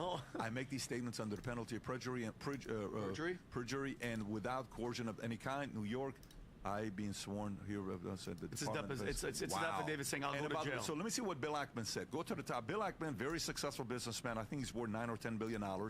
Let's see what he writes an open letter to Bob Iger, right? Dear Bob, I assume that you have been made aware of this. By the way, Bob Iger's career started off with ABC 42 years ago, just so you know. Wow, 40, I didn't know that. He started off with ABC, moved his way up, and then ABC bought Disney. Then he went and started working. So he knows ABC very well. Gotcha. Which was made public today, in which a whistleblower states that ABC worked closely with Kamala Harris' campaign in sharing the substance of the questions, avoiding certain topics, et cetera, et cetera. I find the allegations credible, as written also because the affidavit was apparently made and filed the day before. Go to a lower one. While I can't determine the veracity of the allegations, they do match subsequently with what took place during the debate. Moderators have yet to respond to the allegations. Since they have not yet done so, one must draw negative inference in light of the seriousness of the allegations, the implications for this presidential election, and for ABC's reputation, thereby Disney's and the office of CEO. I strongly encourage you to launch an immediate investigation of this matter. Our democracy demands. Bro, it's just it's an IRL screen today, bro. Wow. And look what he did. And then Rob, go to his Unity, you want Jelly Belly? He just Unity, you want Jelly Belly? Come here. A little bit lower, Robbie. He She goes wants right these there. little Jelly Pat, right Bellies. Come to think of it, I am going to alert the SEC directly Bro, I am a about Disney, boomer. ABC, and their misleading response to Hey, the over here. whistleblower Over on this accusations side. about the presidential debate. Tom, how do you process Do all you of want the this? Jelly Belly? Do you want that Very Jelly well Belly? and very poorly. I don't process it poorly. I process Jelly this belly. very well, and it's really reflects Go very on. poorly on the Speak. Walt Disney Company and Speak. ABC. You want this? First of all, Speak. what's interesting here? Tell the crowd you want is- Jelly Belly. Do you remember the absolute buzzsaw Jelly she Belly? ran into with Tulsi Gabbard? Do you want what one? was Tulsi Gabbard talking about? What? Her record as Attorney General of understand. You have to be California human. incarcerating Let's be Cuban. mostly African American men for Use your words. minor drug charges What? and You want one? utilization of Do you want the one? guys that were in there on lesser Yeah, charges Jelly Belly, I as guess. labor for the state. Remember, that's what Tulsi went after. Bruh, her. what do you mean, bruh? So if you look at this my affidavit titties. and then you read the part about and anything regarding her being Attorney General, don't want to talk about that. Don't want to talk about Joe Biden, the health of Joe Biden, such as Vice President, you worked with Joe Biden. Were you aware of his deterioration, and what did you do about it as a leader in government to protect American people to ensure that the president was capable? No questions about that. That was the question Alright, see that it, homie. I'm she not was doing not anything. been able to ask, and I she's just been threw the put into stream the on. I group wasn't doing anything crazy. about that. So when I look at just those two things, those are such obvious questions. Why didn't they guess get I'll play asked? some Rocket League. You know, David Muir could have put it any way. You know, people want someone tough on crime. There's a lot of crime in the United States now. You as Attorney General have been open to certain criticism. That is a softball question. That's not like a TMZ below the belt question. That's very, very basic. So the fact that it wasn't in there, I find the affidavit credible, and the recordings is what I think is the shoe to drop. Because I also noted, I haven't seen the full response by David Muir, but David Muir was very careful in the video that I saw, where he said, all of this whining about the debate, who won, who lost, is a lot of noise. I'm moving on. Do you notice in that he doesn't deny any of this? He just says, oh, the noise about the debate and Trump whining about it. But that's the one clip I've seen. I haven't seen the rest or anything written of the response of ABC. But, you know, is ABC going to go out and deny any of this? And then the recordings come out. So I think ABC, if this is all true, is checkmated right now. The only thing they can do is, you know how politicians do the half answers? Answer something you want to answer, don't answer the real question. It says, how could you ask that? I've always cared about the American people and the economy when I'm asking about inflation. What did you do about inflation? Why did you do this? That's a ridiculous question. I care about the American people. You know how of course you answer that way, but this way, that's what I felt like ABC did. Oh, the noise is just gripes about who won. There's just gripes about it. There always is going to be gripes about the debate. We need to move on. But David Muir and everything I saw from that interview didn't come out and say, we didn't give her any topics. We didn't agree not to ask those questions. Oh, we forgot to ask those questions. And we didn't do any of this. That's not what they're saying. So, Pat, that's how I process it. I think they are checkmated. If they come out with a denial and then the whistleblowers releases recordings of executives actually saying these things, it makes it look double worse for ABC. But Tom, let me ask you a question though. But because this guy tried to assassinate Trump, you're not even hearing about this. This has been story hold, and this won't even, like, nobody cares about this anymore. And I know that she automatically was like, well, I want another debate. Well, obviously. And I mean, how clear was it, Tom? I know we felt it, but we couldn't really say it because we had no evidence. She was night and day a completely different person. We knew it. Well, sure, and the news media is going to use any other story to shade the order of the stories and whether even cover it at all. Yeah. So that's going to happen. That's a given. Pat asked me what I thought about it. Adam, that's all. Yeah, well, look, I remember we had Ari Fleischer on the podcast probably over a year ago. He was the former press secretary. Press secretary, exactly, for George W. Bush. He became famous right after 9/11, everything that he did there. And he basically talked about having a mixed media diet. Remember that term about, all right, cool, maybe if you're on the left, you're liberal, get a little more conservative outlets in there and basically mix it up. If you're more conservative, see what the left is saying. That way you sort of have a larger scope of what's going on out there. But there's a thing called the media bias chart. And Rob, I think it's the next one. Trust in media. Then there's the second thing I sent you. It's a media bias chart. And you could just see for yourself where certain channels or networks basically fall on the chart. You have that, Rob? So ABC, where do you think they are on the chart? Oh, trustworthy? So yeah, so look, they're just there's left, there's center left, there's center right, and there's right. ABC is first on the list of center left. So we know what game that they're already going to play. Look at the outlets that tend to be a little bit more central. Center, Reuters, Wall Street Journal, a lot of the sources that we pull from. On the right, obviously, you have the Foxes of the world, and on the far right, you have Newsmax, OAN, but on the far left, that's where you see the MSNBCs or the Huffington Post or the Daily Beast. We all understand. But don't get it twisted. ABC, they present themselves as being fair and balanced and, independent. No, they're going to be center left, and they're going to basically do what they want to do to push their narratives. I'm not shocked to hear any of this. I doubt we all are. Call it cheating, call it sort of helping a candidate, whatever component you want to put on it. But is anybody shocked to hear that ABC was sort of rooting for Kamala, helping Kamala? This is not about being shocked. Yeah. This is very different than being shocked. Mm-hmm. This is an affidavit was written a day before, sent to Speaker Johnson, sent to himself, sent FedEx in every way to say, here's what's going to happen. And he ends up being right. Can you go to his brother-in-law, Rob? Who is Kamala Harris's brother-in-law? Tony West. And why is he being protected? What do they fear about him? So, by the way, this is let's find out who this guy is. He's married to Kamala's sister. Wait, Pat, is this the guy that was he was like an Uber? Was he big in the Uber company? He was the senior vice president and chief legal officer for Uber. Yeah. He also was general counsel for PepsiCo and was the assistant attorney general of the civil division of the Department of Justice. His wife is Maya Harris. Go lower to see if the controversy on it. So I couldn't find anything in a scandal regarding billions. The only mention of billions in his Wikipedia article is right here. West was involved in efforts by the Department of Justice to reclaim $37 billion from large financial institutions, but it doesn't say anything about a scandal involving him. And why would they? This guy mentioned that. Like the fact that they brought her brother-in-law Tony West faces allegations of embezzling billions of taxpayer funds, who may be involved in her administration if elected. There's already articles about saying that they're going to tap him. I think that's the one, Robbie. Was that it? Embezzlement. He was a former U.S. Attorney General under Barack Obama. Is who he was.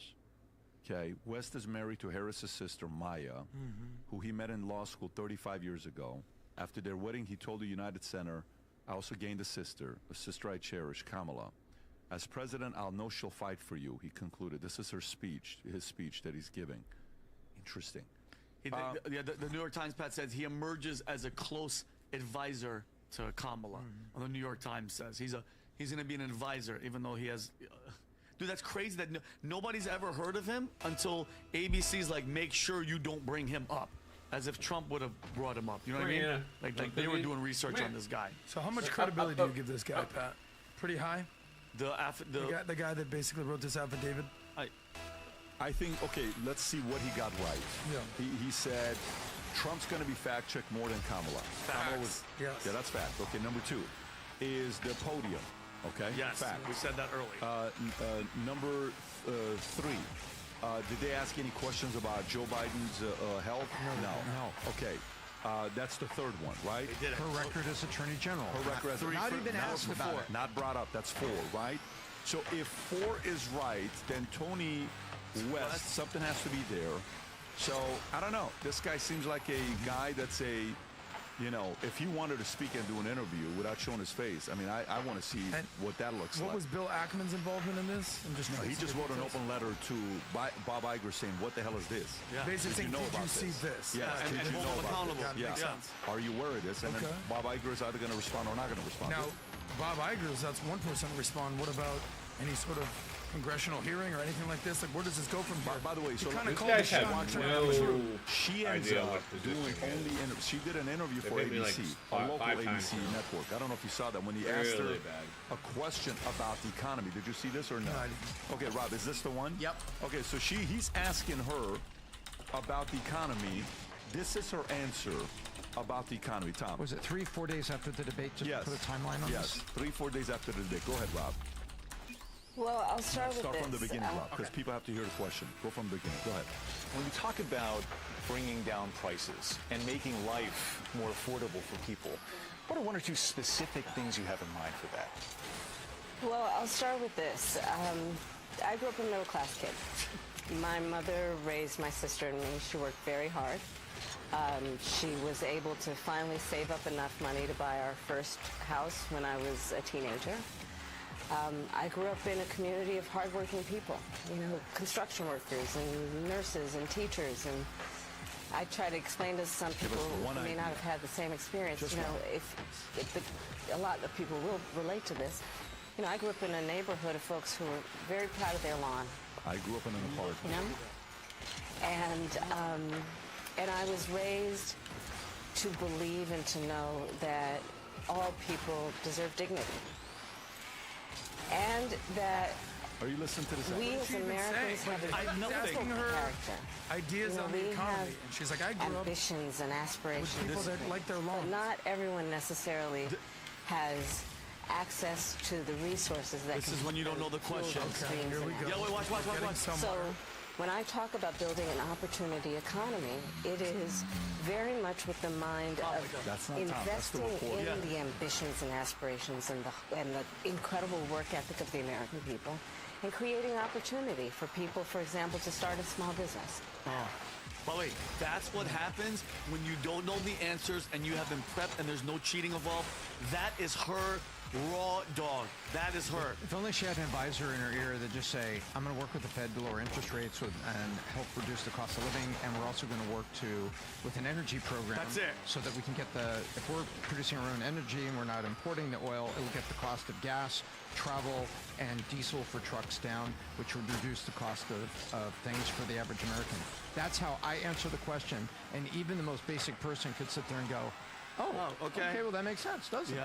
Well, look, a lot of people say, listen, the reason I like Trump and the reason I want Trump in there is because he's a businessman and we need to run the country like a business. All right, there's a lot of truth to be said there. Now, you also have to understand that there's, policy that needs to be understood and everything that happens with the Constitution, and maybe Trump is not exactly the #1 candidate for that. But here you have Kamala, who, you talk about public-private partnerships. Has she literally ever had a job not in public service? She ever run a business? Has she ever had employees? She worked at McDonald's. Okay, And she has guns. McDonald's claims she didn't. Yeah. Yeah, Just because you worked at McDonald's doesn't mean that you understand McDonald's said how no. small businesces work. And just because she's cooking the fries doesn't mean that she's cutting the checks. So here's somebody who has doing the cashier. Apparently zero experience running any sort of business whatsoever. So do I want to have someone who is 100% business that maybe needs to learn some policy perspective, or someone who's 100% government and has no clue how businesses run, the economy's run? The whole concept that she's looking out for small businesses is genuinely laughable to me. What in her track record has she ever done, ever, to help small businesses? And she's going to go basically, in 2008 when the mortgage crisis and mortgage-backed securities, I helped people figure that out. No, you didn't. What did you do? That was the federal government basically helping step in with stimulus checks. What happened? I just think there's so much smoke and mirrors here, and where he needs to focus the economy, because she's absolutely clueless when it comes to that. And it would have been such a layup because 2 days after the debate, the administration, not administration, but her people were pointing out, no. She's been in favor of fracking. She's not anti-fracking, because what do we know fracking? Fracking helps you drill, baby, drill. Yeah. And all that answer had to be, inflation? We're worried about inflation. Let's talk about the cost of gas and the cost of heating oil that hit people right in the pocketbook. I am in favor of fracking so that we can have more oil and gas drilled here in the United States and get the price down for the American people. That's not a complicated case study. That's a simple answer. And Adam, to your point, why can't she just say that from something her campaign was answering 2 days prior? The reason why I show that is because she went to an ABC network. So the agreement is ABC. What do you think is the longest podcast she's going to do? You think she'll do one? What do you think is the longest podcast she'll do? 0. I do not think that she'll sit on a long-form podcast. At all. No, unless it's like, she was on the Breakfast Club. They just laugh and they joke around, and it's not absolutely. When was she on the Breakfast Club? Oh, she was on the Breakfast Club a while ago. Okay, but I'm saying, what is she doing now? I think everything's going to be Joe Biden 2.0, hang out in the basement, scripted, edited, zero. Right, so here's what Stephen A. Smith zero said. independent podcast not happening. So close. Here's what Stephen A. Smith said about that. Let me see, what page is that Stephen A. Smith story on, Rob? If you can tell me, I'll go to it. Oh, here we go. It's not going to continue. It's not going to continue to work. Stephen A. Smith sounds alarm on Harris copying Biden's basement strategy. Rob, if you can pull up the clip of Stephen A. talking about this, I'll read a little bit about it, but it's just better you hearing. Is this it, Rob? Yep. Go ahead and play the clip. I think that she has to turn around, and she's got to hit him low too. It ain't like she don't have it ain't like she's devoid of the ammunition. She's got plenty of ammunition, and she's gonna have to come out there swinging, because if you look at some of the things that he said, even with the product, that's why I went off on my podcast this last show when I was talking about enough of the hiding. Biden was the president. They greased the skid so he didn't have any competition for the primary, so there was no primary. And then ultimately he shows his face on June 27th, and we learned that respectfully our president, he just didn't seem to have it anymore. Yeah. And so obviously the Democratic donors and what have you forced him out. She comes in there, you put her in there, and what does she do? I ruined my shot. She's using rallies as interviews. No, that's not the same thing. You got to go up there and fight fire with fire. He's showing up everywhere despite 34 felony convictions, 2 impeachments, multiple civil suits against him. He's going out there and showing his face everywhere. And then he's bringing up the war in Ukraine. He's bringing up the Israeli-Palestinian conflict in Gaza and beyond. He's bringing up some stuff that's going on with our borders, stuff that's going on in this country. And he's saying, where is she? He's doing that on purpose, because it's an engagement in the misogyny where he's trying to imply, I'm a man, I'm strong, I'm willing to show up and fight. Where is she at? You can't answer that by not showing up yourself. It's working now. Please don't get me wrong. I was making the point, it's not going to continue to work. You're going to have to show up and show out just like he does. Wherever he goes, you have to show up and be like, I'm here too. Let's get it on. Tom, what do you think about what he's saying? Well, I agree that it's not going to work. So I agree with the core of what Stephen A. said. Hey, this isn't going to work. You got to fight fire with fire. What he is saying is, regardless of who he votes for or who he wants, his core point is correct. If you're going to run a campaign and you're going to go up against somebody, you got to go out there, and he's saying fight fire with fire because he's trying to give Kamala some encouragement, and then she's not doing it, and he's pointing out, Trump saying, who is she? So what Stephen A. is saying, hey, if we're going to, let's face it, Stephen A. doesn't have any respect for athletes that won't come get in the game, and he's right. And he doesn't have any respect for people that hide behind excuses. He doesn't let athletes give a fake excuse when they interview. He'll call that right out. And what he's saying here hey man, you got to go out there and you got to get in the ring and you got to really fight. And I agree with him on that. You look point. like you have a different idea. Pat, listen, and Tom, I agree with what he's saying, but I don't have any respect for anyone that's this educated that knows. He just laid it out. No primary. This democracy that they're talking about. They forced this guy out. Again, more democracy. They install Kamala Harris. And for someone like Stephen A., who's educated and smart, dude, we've hung out with him. We've broken bread with this guy. How can you, in your right mind, say that you are voting for Kamala Harris? She's bringing nothing to the table. She has no policies. They cheat when they freaking have these debates. There's no substance. Like, when somebody says I'm voting for Kamala Harris and you say why, there is no other answer, PBD, except she's not Trump. It's not Trump. It's not Trump. What is she running for? And nobody could say it. Nobody, Tom. Did Stephen A. say he was running for her, or did he say the basement campaign strategy isn't going to work? No, but if I'm not mistaken, I mean, who do you think he's voting for? I think I've heard, Rob, that he said he's voting for Kamala. Am I mistaken? I don't think I'm mistaken. Yeah, I don't think he's voting for Trump. No, absolutely not, Rob. Rob, did you say you have something to say? Is he voting for her? No, I don't know. I just brought up this clip. This is Gwen Waltz to Vinny's point, Pat, if we can play this. This is her at a rally this week where they don't talk about any campaign issues whatsoever. Yeah. It's just, we're not Trump. Vote for us based on that. Yeah, could you see it? Could you see her up? Well, she's weird. Look at her eyes. I kind of liked it when she did this. Turn the page. Turn the page. God. You like that? Huh? Okay, so I need you to be with me and practice with me. What are we going to do? We're going to turn the page. Oh, my God. Pretty good. Do it again. We're going to turn the page. And we're going to turn the page. Great. All right, so I'm going to be watching you because when I see Wisconsin, and I'm going to watch you nationally on TV because this is a pretty important place in Minnesota. I'll help you practice with this. You just show me this. Turn the page. God. Right? Turn the page. And you know what else that looks like? Bye-bye. Oh, God. Bye-bye, Donald Trump. Oh, TDS, dude. We are turning the page. Oh, my God. Bro. 52 days and we are turning the page. Pat, I would, I mean, look who she's married to. Donald Trump. Him. She is in no danger of ever having to give a Nobel Prize acceptance speech. Their whole reenactment of this whole thing, Tom, we're familiar with this whole thing. The tassel to the left, to the right. We understand that. Like to turn the page on that. But here's the reality. I'll be over here. As much as I respect Stephen A. Smith, he is dead wrong, man. Good job. The whole concept that she needs to get out there and get out of the basement and she needs to put substance and put some meat on the bone and actually take some tough questions. No, she doesn't. I mean, do we want her to? Do we want her to face the challenge? Do we want her to step up and actually put her feet to the fire? Of course we do. Because I would venture to say that she is probably the least known presidential candidate ever. What do we actually know about her? Nothing. They didn't vote for Adam. They didn't pick her. She was coronated as a DEI candidate, per Joe Biden's words, in 2020. She was catapulted when Joe Biden had his meltdown.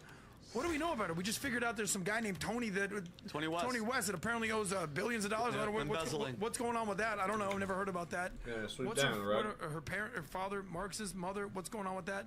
The sister? We don't really know that much about Kamala. But listen, if I'm her, I'm doing exactly what I'm doing. Rob, if you pull up to 538, do you know, 2 months ago, she was minus 16 underwater favorability ratings. Minus 16. Her unfavorable rating was 53. Her favorability was 37. I sent it to you on Slack. Right now, she is dead even. Kamala Harris. There it is right there. She in a matter of 2 months, she went from irrelevant, unlikable vice president to potentially within 3 points margin of an error, the next president of the United States. This gives me massive concern and pause for concern. But as we learned with anything going on here, as long as you're doing things like turn the page and talking about abortion, there's some people who are deeply emotional that have TDS that they're just like, yeah, I can't do Trump. Well, Adam, but you notice that's the problem. That jump goes up to approval, Adam, because once the mainstream legacy media machine gets behind you, bro, they can make Kamala Harris look like she's the savior of the world. How do you go from being completely unlikable, drowning Adam, in 2 months, Adam, you know, you're neutral and people like you? Rob. You know, it's an interesting, if you look at this chart and you follow it and you look at her favorability ratings, look where it drops off. July 13th is when Trump was the first assassination of Trump. Dumped down? And, yep, all of a sudden it dives. and then goes favorable, Let's see what we got. unfavorable. Well, and then it crosses. Now where is it now? She's back to it's dead even. It's 47.1 Yeah. unfavorable, 46.4. What's the net? Well, let's face Point something. 0.6. So the point is, she went from highly underwater, unfavorable, unlikable, to now, we're good with Kamala. Yeah. So the point is, whatever she's doing is working, although a lot of people see through the BS. Yeah. Can I challenge you a little bit on that? You just said whatever she's doing is working. We have seen the analysis of the news that the coverage of her is in over 90% positive from all of the big outlets that constitute the majority of Americans here. You don't think that 90% positivity is having an impact on, you know, the voters that are in this poll, that are being surveyed here, but that are not really paying attention, that get their news and snack, that deal on perceptions and feelings? You don't think that's driving that here? I think it is. I definitely think it's yes, okay. Well, that's not what she's doing. She hasn't done anything grand, and that's the point where I challenge you. Yeah. I don't think she's done anything. I think that she is getting the winds in her sail from the mainstream media. That's my point. Is that she doesn't need to do anything. There's so much we don't know. Stephen A. Smith is saying she needs to do more, and basically all the data is like, no, she doesn't. There's just a lot let we the don't media know. just put the wind behind her. But there's a lot we do know, right? We do know that she didn't work at McDonald's, but we do know she was dipping the French fry with Willie Brown. So there's all the things that we do know compared to everybody wants to talk about we don't know. But the more I don't think it people was French see, fries. I think it was potatoes. But it's go ahead, keep going. it was the more people see. Yeah. They are moving. Yeah. And one of the only things that matters, get beyond all of the debate stuff. You know what mattered in the debate? What did the undecideds and the core independent undecideds, what happened to them? Reuters found out they were breaking 7-2 for Trump. And in national polls, you're seeing that start to show up in national polls. And by the way, why do we have a shortage of national polls right now? We've gone a week where we've only had, I think, 6 major pollsters put out a big national poll result. Want to know why, Adam? The pollsters are sitting on them because they don't match the narrative, and they detect that she's losing a little momentum now. And so it's the mainstream narrative that gives her that 90% positivity is now sitting on a lot of polling data because they don't want it to come out, and they're waiting for all of this stuff to help. So let's go to this. Let's go to it. We're going to find that out because when you look at the odds, ready your bets, election gambling is going to mainstream U.S. political. September 12th, the story comes out. So Kalshi, a finance exchange startup, received approval to offer regular election betting markets in the U.S., allowing traders to bet thousands of dollars on political outcomes. He celebrated this as a historic victory, saying now is finally the time to allow these markets to show the world just how powerful they are at providing signal amidst the noise. The Commodity Futures Trade Commission opposing Kalshi's market, arguing they violate federal law and risk degrading U.S. election integrity. Senator Jeff Merkley, Democrat from Oregon, called it a nightmare scenario, warning it could allow wealthy players to put their thumb on the scale on elections. The CFTC has appealed the decision, and a market's future remain uncertain. Adam. Well, as much as we can talk about all the polls, 538 and Statista and ABC and Quinnipiac, and you throw out every single name, the only one that I look at is Vegas.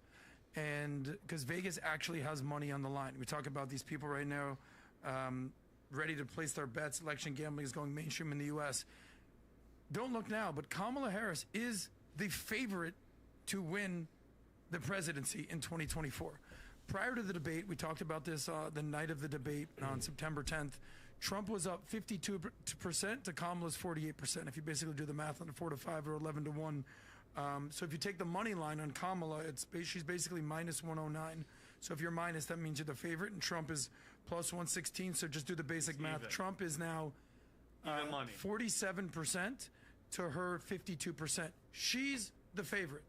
Now, if you told me 3 months ago, after Joe Biden basically almost died on stage, Kamala Harris was possibly going to be the replacement with Gretchen Whitmer, Gavin Newsom, we said there's no way Michelle Obama. that unlikable Kamala Harris is going to be the candidate.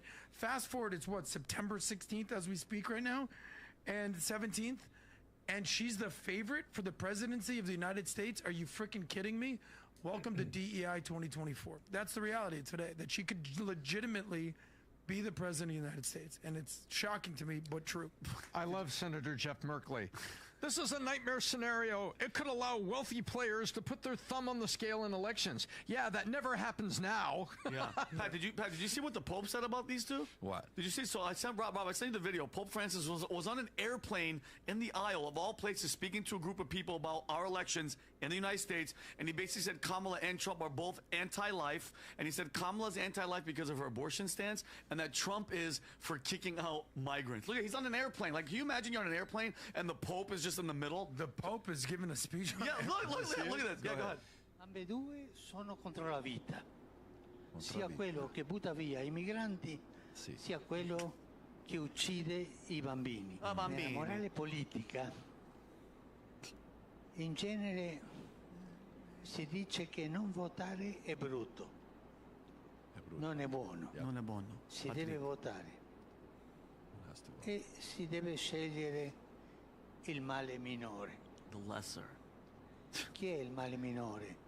Quella signora o quel signore? Non so, ognuno in coscienza pensi e faccia questo. Ambedue. He's You know, Trump. later he did say 100 on Trump, take the points. I mean, do we want the Pope weighing By the way, in on let me U.S. just show politics? this to you. Let me just show this to you. This is very important, guys. Can you pull this up, Rob? I just sent you this article. This is in 2016, okay, when Hillary Clinton's going against Trump. Do you know what day election day was? November 8th. Okay? Election day was November 8th. The day we voted was November 8th, okay? So this article comes out, CNN, and I want you to show the article and exactly when they wrote the article, okay? Zoom into the article. I just texted you, Rob. Watch this. So zoom into the time. It's written 12:17. That means noon, like about an hour and 90 minutes from now, okay? November 8th, Tuesday, they're writing this article. Clinton's odds rise again, okay? So go lower, Rob. If the video plays, actually play the video. Play the video. Go ahead. Watch. Oh, shit, they took it down. Okay, go lower. All right, let's read this together. Hillary Clinton's odds of winning presidency rose from 78% last week to 91% Monday before Election Day. Okay? Clinton's odds have always been much greater than her opponent, Republican nominee Donald Trump, according to the prediction market. Although they have dropped last week, her odds stood at 95% on October 20th, just 2 weeks before the election. But on October 26th, she dipped to 90%, then continued to decline October 31st on Halloween. They reached 78% right after Director Comey sent a letter to Congress saying the FBI discovered emails related to the closed investigation of her private email server and wanted them reviewed. The email controversy has plagued Clinton's bid for the White House since she announced her run in April 2015. On Sunday, Comey told lawmakers the agency hasn't changed its opinion that Hillary Clinton should face criminal charges after a review of new emails. Now Clinton's odds stands at 91%. This is election day. Wow. This is the day everybody's voting, and Trump fell to 9%. A steep decline from 23% of 1 week ago. CNN's political prediction market is an online game administered by Company Pivot, which functions like an online market and allows internet users to predict the outcome of the 2016 election. It is not to be confused with the polls from real voters. With 1 day to go for election, CNN poll shows Clinton leading Trump a narrow 4.46 to 42, right? Wow. So you can look at the Vegas odds, you can look at all the numbers, you can look at everything. This thing's going to go down to the wire, and Trump beat Hillary. Hillary was more formidable than Kamala. Peter Thiel said something 3 days ago. I don't know if you have the Peter cheating Thiel. that? Yeah. Oh, beautiful. He said if it's going to be close, they're going to cheat. She will cheat. Yeah. Yes. I mean, they're already doing it. They did it with an ABC. Type in Peter Thiel. Cheating. It's going to come up. That one right there. Yeah. Go ahead, Rob. If it is going to be close, by the way, if it's like going to be a razor thin close election, then I'm pretty sure Kamala will win because they will cheat, they will fortify it, they will steal the ballots, and so you know if we can and so then in the event that it's close, I don't want to be involved. In the event that it's not close, I don't need to be involved. And so that's sort of a straightforward analysis right there. Is that the All-In podcast? I am still very strongly pro-Trump, pro JD. I've decided not to donate any money politically, but I'm supporting them in every other way possible. If it is going to be close, by the way. I mean, these guys are big wigs, man. This isn't just some Monday day quarterback. Just, hey, I think these are going to cheat. That's a bold statement, Tom. Well, I love it. I agree with Peter Thiel. I'm of the opinion that right now that what the mainstream media is doing is they have to portray the election as close. Because if you portray it as close and something happens, then, oh, it was close. Why are you so surprised? It was close. I've got it at 74% chance, and I've got Trump at right now 289 on the electoral votes, and that's how I think it stands right now, and that is without any additional states, one like Wisconsin or Michigan. That's with Tom. That's with and Tom, Pennsylvania. but Tom, can we urge people? Hold on, video. Where are you getting 74%? I understand that if you think Trump is favored, but to go from 50-50, 52-48 to 75%. No, that's not the national poll. I'm asking you, are you saying that he's going to win all the swing states? No, what I'm saying is I believe there is a 74% probability he wins the election. And I'm basing that on Nevada is wider now than Arizona, but he's leading both. Georgia is very similar to Arizona. He's leading both. And I believe all the numbers that we looked at, and by the way, we're not alone here. We're looking at Rasmussen, and we're also looking at the People's Pundit, and people just like us who are maintaining a high degree of objectivity. And over the weekend, the Atlas poll came out on a national basis, and they were the #1 closest pollster in the last presidential election when you compared their last polls 7 days or less before the election and the results of the election themselves. They were right on it. Tom, Tom, he just put that up for you. Yep. That's from Atlas 3 days ago. 3.6 in the 3.6 nationally. That's where Atlas is. And there aren't other. That's 2.9. 50.9? 48. Okay, 3. So it's 3. You're 3 points on a national basis now. And where are the other national polls? They're sitting on them because they don't match the news narratives. That's what's going on. I believe when I'm looking at this, that Georgia, Arizona, and Nevada are close, with Nevada being the most certain at this point, leaning toward Trump. And then I believe that he is at 2.5, 3.0 in Pennsylvania. And if you make the map with that, guess what you get? You get 287. Without Pennsylvania, you know where he is? He's 268. It takes 270 to win this thing. She has to run the table. And she's not. Rob, do me a favor. J.D. Vance had one of his one of the best moments on TV. Watch what happens here. I love this clip here. Go ahead, Rob. Poor Dana Bash. Rob, I can't hear anything. Like to go back a little bit? Yeah, please. Dana, would you like to ask me questions and then let me answer them, or would you like to debate me on these topics? I noticed that when you had Kamala Harris and Tim Walz, you gave them multiple choice answers to the questions that you asked, and you allowed them to answer the questions. I'm happy to be here to talk about policy, but if you're going to interrupt me every single time that I open my mouth, then why am I even doing this? So please ask a question, and I'd ask you to be polite enough to let me answer it. Yes. Dana, I love that. Bobby, did you see Dana Bash's blink rate go through the ceiling? She starts blinking. That is a sign of direct stress. Yes. Like she's getting hit, and that's any psychologist and FBI profiler will tell you when blink rate accelerates, the person is under immediate current stress. Let's go transition to a different story here. Rob, Tom, interest rates. Okay, Jamie Dimon says the following. I'll go into this and maybe you can talk about interest rates with this. Jamie Dimon warns of stagflation threat. Okay, so now keep in mind, Jamie just recently announced that the most important thing to him is him stepping down and succession. Jamie comes back down and lowers the amount of hours they want their guys to work at the, they were doing 80 hours a week. They're kind of going down to 60 hours a week.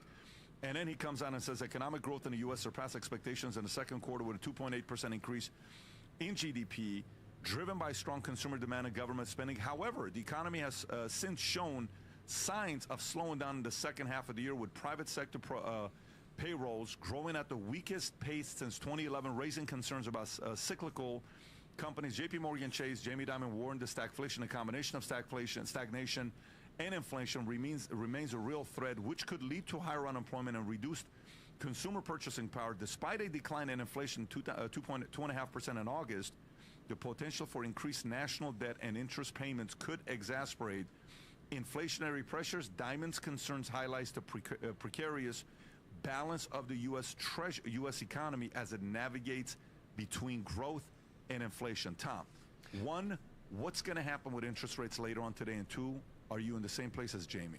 Yeah, so today we're going to get some comments from Jerome Powell, and then the official waving of the checkered flag on the decision. This morning they said there will be a special press conference at 2 p.m. tomorrow. They announced that today. So it is a lock. We're going to get a quarter point off of the interest rate, and that's going to have a positive effect on mortgages. As a matter of fact, mortgages are reacting. Pat, you won't believe this. Take a look. Atlanta Fed. Well, holy smokes, tomorrow is Fed Day. The Atlanta Fed real GDP now indicator now sitting, folks, at 3%. This is still, at least based on current data, a slowing economy, but at least based on the data, it is still strong. So what are my final predictions for what the Federal Reserve is going to do tomorrow? But strong. These are my final thoughts. Fake, so we're going to number strong. them out. Number one, I think we get a 50. I'm basing that on Dudley and former Fed folks, and of course, Nick T. Number two, I think we're going to get a Powell who acknowledges, and you might disagree with this, but who acknowledges that no, we're not in a recession right now, but data has weakened enough. We just don't want it to weaken more. And that's why we're going 50, because things are good, things are strong, but we don't want to become complacent. That's prediction number two.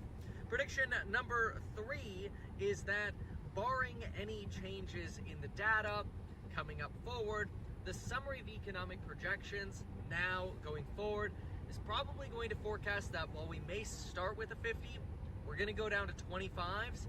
We might take that process slowly while we're data dependent.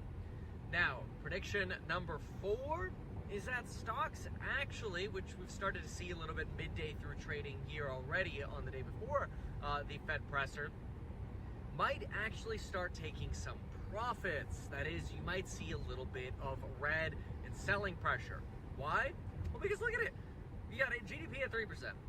People were worried about recession, but the S&P 500 just hit all-time highs, not because of NVIDIA pulling up, but because everything else is pulling up. So the market's actually doing really well. The question then is, okay, cool, if we're going to be data dependent and that data is still a month away, is it potentially a time to take profits? Well, for hedge funds and shorter-term traders, maybe for long-term investors, it's always hard to bet against Trade America for the very, very long term. But prediction number four is that, yes, we get a unanimous decision from the Fed. I actually think that Powell will probably convince everybody at the Fed to go with 50, and in doing so, will promise them that he'll acknowledge that, don't worry, we're going to make it clear that the economy's still strong, which does create inflation risks, which might mean we have to even skip a meeting. Now, that might not be as ideal, so you might get a lot of whipsawing in the markets tomorrow. See, if Jerome Powell pulls an ECB, which is part of my prediction, prediction number four, is Powell might pull an ECB. He might say, look, we're going 50 now, but that doesn't necessarily mean we'll have any rate cut at the next meeting. We're going to be data dependent, and it's possible that at the next meeting we'll do 0. It's possible we do 50. It's possible we do 25. And leaving that door open to a potential 0 at the next meeting isn't going to be too enthusiastic. And so I think there's a potential you could continue to see some profit taking. Now, that is for both bonds and stocks, because bonds have been rallying and stocks have been rallying. I mean, some of the positions that I've been placing multi-million-dollar bets on, they're up like 200 to 300. Some of them, I mean, in total, probably somewhere around like 400K. Some of these big trades that I've been making here, and we've been talking about in the course of member lives, they're pretty nicely up in just the last few weeks. and this is fantastic, but it's probably going to lead to some profit taking. The real question for markets then is, how much profit taking is there going to be between the Fed meeting and the election? Because if you have too much profit taking, you don't want to trigger a recession, which could happen if stocks fall too much and then you get more layoffs. Now, I do think Jay Powell is aware of this. So because Jay Powell is aware of this, he's probably going to err on the side of trying to push markets up rather than down, but he doesn't know the answers. And I think, as usual, the market thinks Jay Powell has all the answers. Hello. Wow. This truck. Oh, that guy's like texting. Here I am talking about the guy texting, but at least I'm paying attention. See, I'm hands-free filming a video. That guy ain't paying attention. He just came like flying into my lane. Tesla didn't move at all. Quick note on Tesla. It looks like they came out with FSD on the Cybertruck today. At least I got the update pushed here that says 12.521 includes FSD for Cybertruck, which is great. Finally. But yeah, you still got to pay attention to this stuff. But anyway, so folks, obviously we know we're going into election volatility here. Personally, I don't want to see a recession. I hope everybody can win, and really, I just want to, after the election, just see markets go straight up. That would be great because it just helps every startup. It helps House Hack. It helps Stock Hack. Remember, we're launching financial advice within the next couple weeks here. Probably going to go in order of the folks who have applied. So if you haven't put your information in yet over at Stock Hack and you're interested, remember, you can always give it a try. If you don't like it, you can cancel. It's like a 30-day cancel window, so you can pretty much cancel at any point.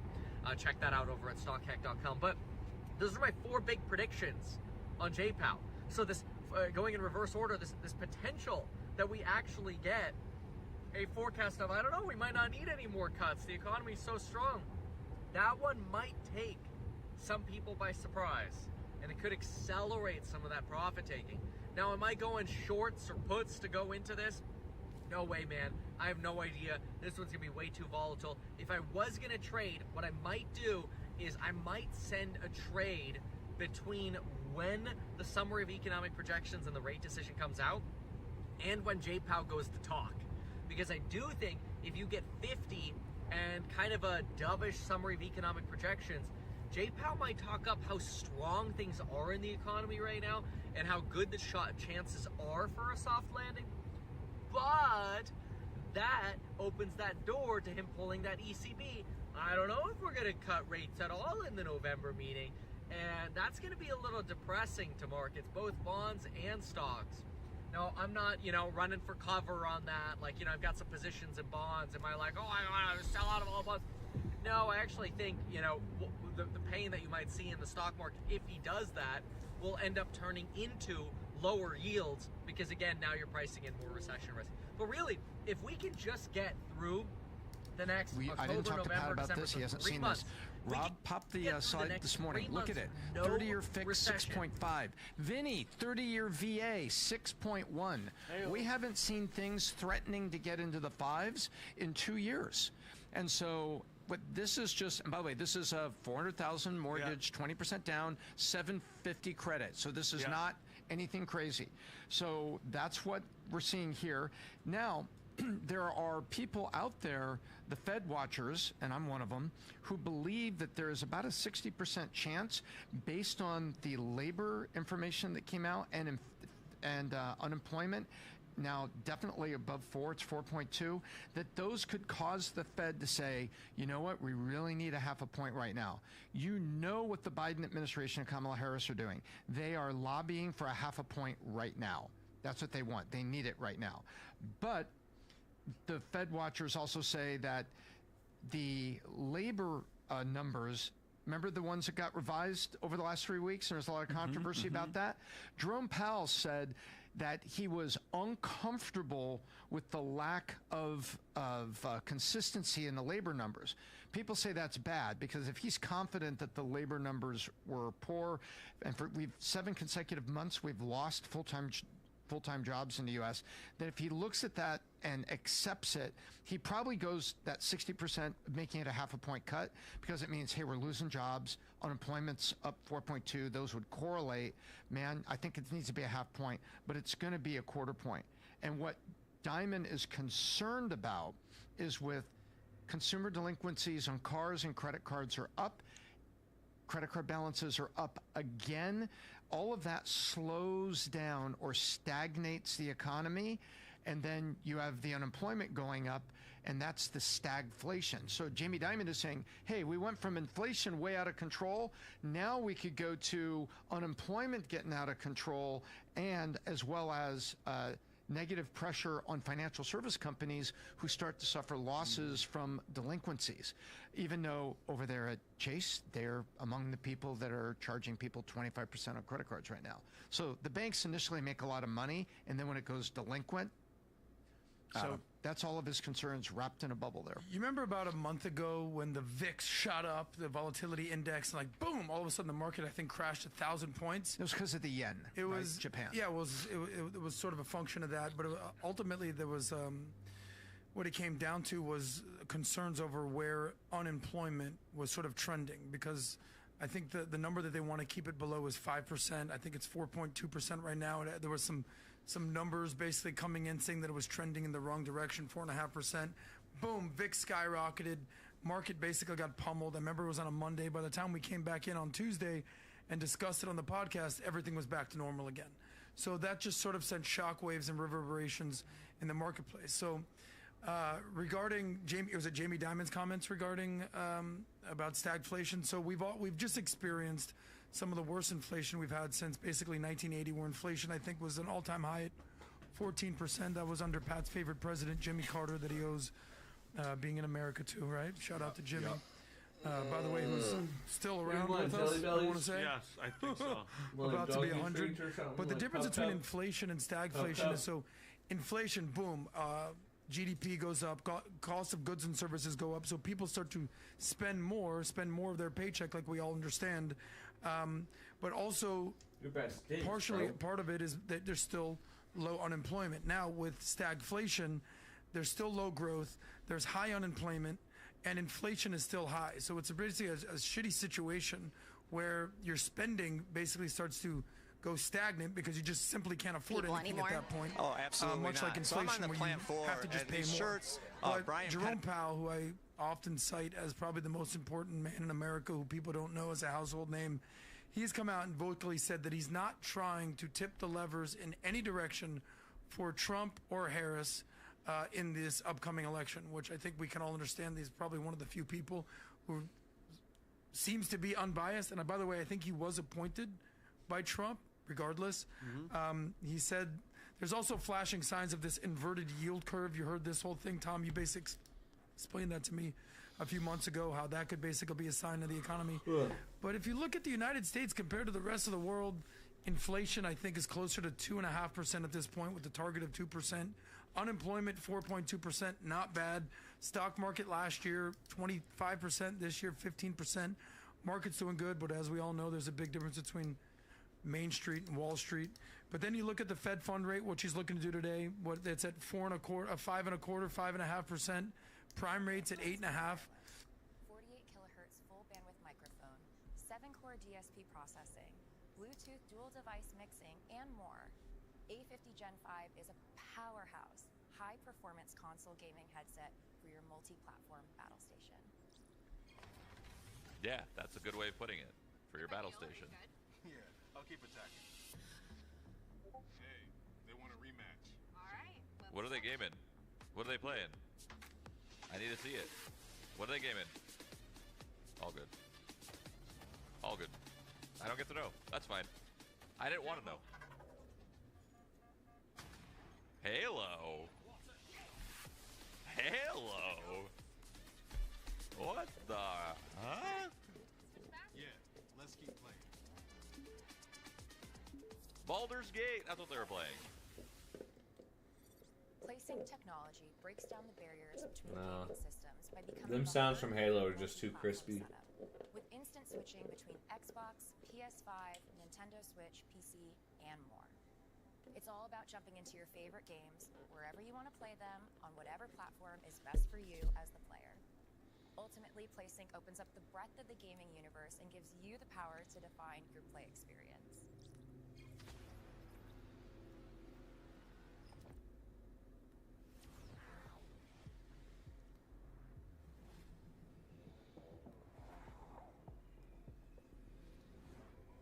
You should put in commercials that make it more realistic. Yeah, but then the commercials, like, then you're just like watching a stream, you know? Like, I don't know, like you're trying to put some like fucking some flow, some pizzazz in a commercial, rather than just make it realistic. You know what I mean?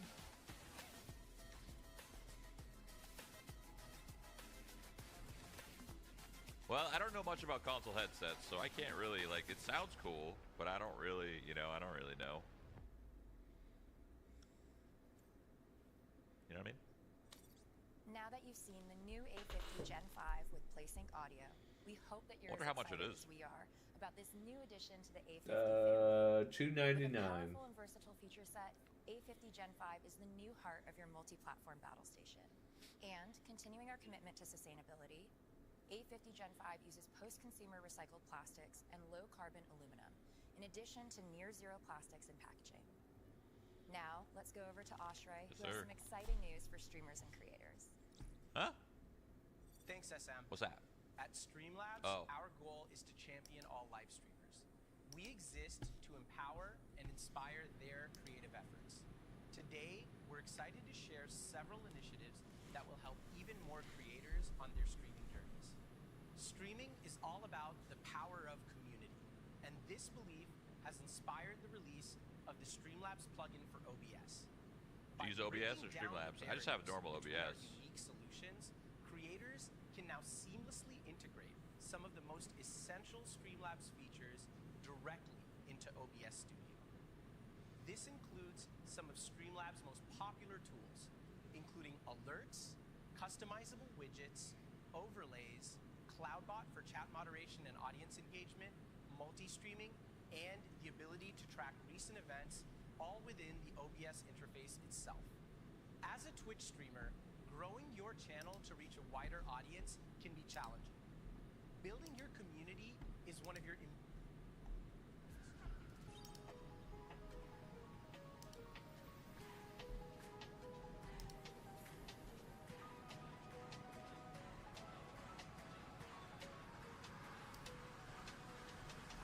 Battle of the Titans, the two of us having like a eat off. You know what I mean? I mean, I have eaten. All right, here we go. Crash the servers. It's my sanctuary. Oh, Katie. What are you talking about, bro? It's the one place I can let my guard down.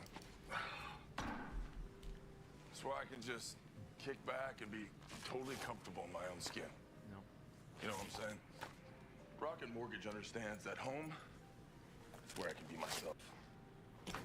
And that feels pretty darn good.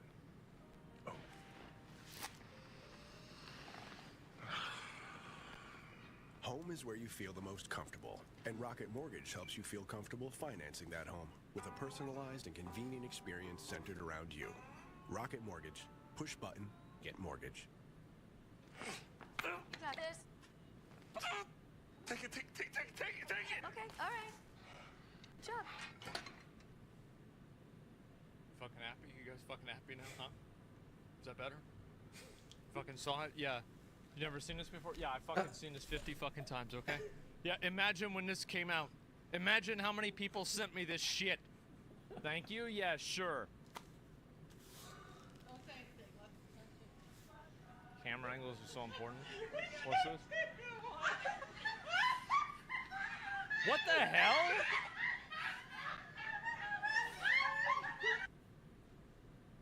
They're waving the flag. Don't say anything. Let them touch it. No. Because you see, this is. How do you let that happen? Did they not notice that? That's crazy. Warframe is a game loved by a lot. Yeah, of course a lot of people like Warframe. Absolutely. I'll eventually watch this. I don't know if I'll look at it today. What is this here? Yeah, I already looked at this before. SGD purging Squatter Saga Part 4 of him because he lost his job over the VODs. I heard a little bit about that. Like, this isn't even my channel. I don't even know what channel that is. I have no idea. I mean, like, I don't really handle a lot of the YouTube stuff either way, so that's up to him. What is this? Cats preparing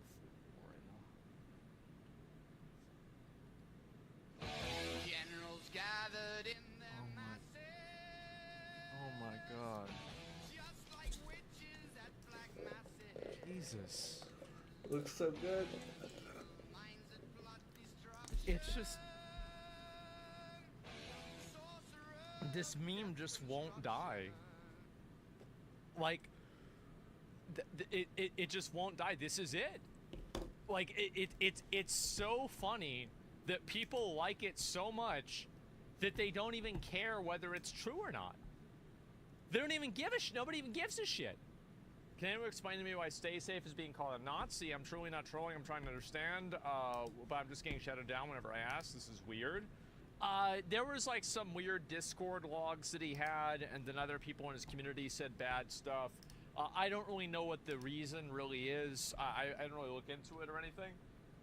Also, a lot of the people that are celebrating that Stay Safe got banned, I don't know why they're celebrating, or why they're saying it's because he's a Nazi. Like, Stay Safe never said why he got banned. He never said how long he got banned for. He could have been banned for any reason.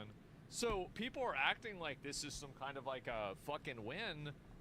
Nobody's even said why he got banned. So I find it to be odd. I do. I think it's odd that people are getting so fixated on this when nobody really knows whether this is going to happen. So yeah. Now you know why Monsood said memes are a weapon of war? I guess so. Fucking idiots jumping to conclusions based off of their own delusions. I think so too.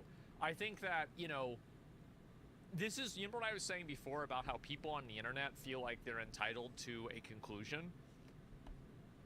We don't have a conclusion. Now, you could assume that maybe because he was having like that Twitter beef with Zico, and that was the reason why this happened, because Zico reported him and Twitch suspended him or something like that. It's very hard to say, but we don't really know that. It's impossible to know because Twitch doesn't say. They wouldn't have told Zico, and Stay Safe didn't say himself. Stay Safe put up a weird stuff of he did during a Minecraft shower. Listen, I don't know about like what is Stay Safe done on his stream. I have no fucking idea. All I'm saying is that I find it to be kind of weird that people are celebrating at him getting banned for being a Nazi when this is totally unconfirmed and nobody has said this is why it happened. So it just, I don't know, am I crazy? Am I crazy for thinking that celebrating something that you have no verification of is silly? Yeah. And you're right about the solution to racism and stuff. People should be able to just talk about it. Oh yeah, yeah, definitely. Stay Safe reporting himself while tagging Twitch. Who the fuck knows, right? Let's see if I can. We searched for the best home cooks at Louder with Crowder. And now, in our season finale, I, Chef Morton Pansy, will decide who will be Chef Master. Gerald, what have you brought me? Thank you, Chef. I brought you a Parmesan encrusted cod with heirloom tomatoes, sauteed spinach, and the finest angel hair pasta. Wow. Absolutely amazing that you've managed to make it this far into the competition. You should have won already. The prize for worst f***ing cook ever. I wouldn't beat this to my dog, let alone take another bite myself. Disgusting. Absolutely f***ing trash. Finnegan, what have you brought me? It's a batch of my patient's supplied spaghetti. Very well.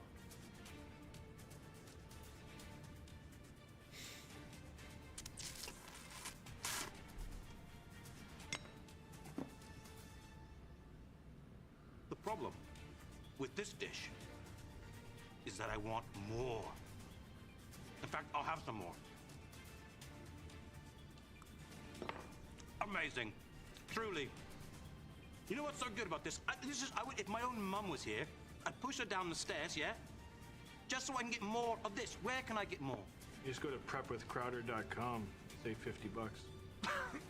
Oh, I forgot you were here. Anyways, let's see who won. Gerald, step forward. Your journey as Chef Master is finished. Please take off your apron and get into the Viper Pit. My Patriot Supply is the #1 provider of shelf-stable emergency food kits. Go to prepwithcrowder.com to get $50 off your 4-week emergency food kit.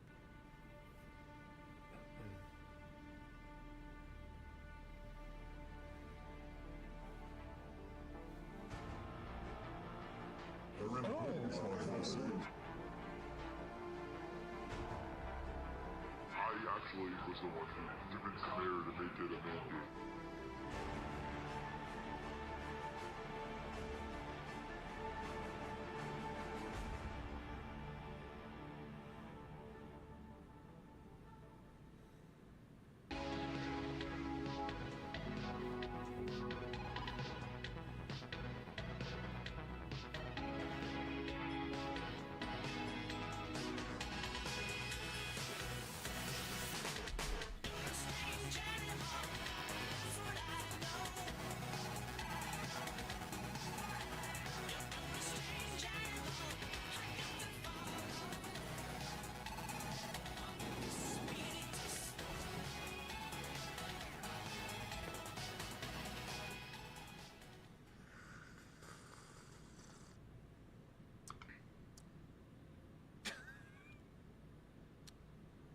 Hey, good news. Ask and you shall receive. You can now listen to Nikki Haley's show live on SiriusXM. What? But no one have a lot to get to. It's in Chinese today. Look, we're going to be discussing the big three today. Okay, the issues that get people really upset: abortion, weed, and the N-word. All right, you can bring that up there on the rundown. N-words? Yes, we're going to be. It's a tale of two Freudian slips. As a matter of fact, we're leading with it. You should be familiar. And we also have the guest. We also have Scott Pressler on the show. Yeah. He's going to be on the show. He's doing a lot for voter registration, and yeah, I've seen him around for a while, and he's really kind of carved out a spot for himself, and seems to be doing some really good work. Very good work. Yes. Also, there's some fallout with the Trump, alleged or apparent assassination or claimed assassination attempt. See, that's what the media is trying to do right now. They're trying to memory hold this, and we're not going to allow them to do it. All references available at louderwithcrowder.com. You can click the link in the description. I warn you, I'm not in the best of moods today because of these topics. Please, the people who, and by the way, I'm not saying that everyone who uses cannabis is a pothead, but you know who you are. Just wait a minute before you start commenting, okay? Can you do that? Please comment below. I know you've waked and baked, but can you comment below? Just a little bit. Well, they should be toned down. If they've waked and baked, then maybe they're calm enough to comment. Yeah. Woke and boke. Is that woke and boke? Woke and broke? What? I don't think so. Woke and boke. Woke and boke. Anyway. Right. Captain Morgan, number 2. How are you, sir? Doing well. How are you? I'm good. Oh, by the way, if at some point today, this is a show, weekdays. By the way, Nikki Haley, Wednesdays at 8 a.m. This is weekdays 10 a.m. Eastern, and if at some point on YouTube you see this, just head on over to Rumble. Nikki Haley live, Wednesdays at 8. Dude, best plugs he's gonna get. On SiriusXM. A lot of China praise, I'm not going to lie. Yeah. Hope the dishes, of course. And you can actually go see him at Film Alley in Terrell, Texas, September 20th. It is the wonderful Josh Firestein. How are you, sir? I'm good. I'm high as hell, but no, you're. I woke and boke. You woke and boke. No, that's not true. We're gonna get to all of it, but first, the internet. Really, every now and then you get some. It's a gift from the internet gods. It is. Yes. You know what a Freudian slip is, right? For those of you who don't, well, I don't care. I assume that you do. So, this one... This isn't for you. And look, you can comment. This has gone everywhere. We have differing opinions. This created a schism in the office. The National Review editor, his name is, I guess he's the editor-in-chief. I don't know. Is he editor-in-chief? Is he editor-and-chief? I don't care. Editor-in-chief. Rich Lowry had a Freudian... I don't know if you would just say Freudian slip on Megyn Kelly's show. He just came out and said the word, and it's... We have the non-bleep version, right, Toolman? Yes. It's pretty hard to explain. Now, I'm not going to attack... Let me... Hold on. Before we... Yeah, set it up. Before you actually have the N-bomb dropped on your show with a hard R, I feel like it does need context. Maybe the N-bomb. I think people know at this point. He's not talking about I am not going to attack the guy. I don't think there's any hate in his heart. I don't think he meant to go out and say something racist. All of that said, it's a rough go for Rich Lowry. I think it was in that interview where Dana Bash says, the police have gone through 11 months of recordings of calls, and they've only found 2 Springfield residents go for a car ride? To complain about Haitian migrants taking Just keep that train rolling, dude. Don't say the N-word. Don't I say saw the that N-word. shit too. I knew this would happen. So, is an accident. Mm-hmm. Okay. Time to change your name. Mistakes happen. It's your worst nightmare. But he then responded to it, and his comment was, "I began to mispronounce the word migrants and caught myself halfway through." Here's the thing: migrant, and then of course completed with the gur, migra. If he was saying like if there was a word out there like migrer, maybe.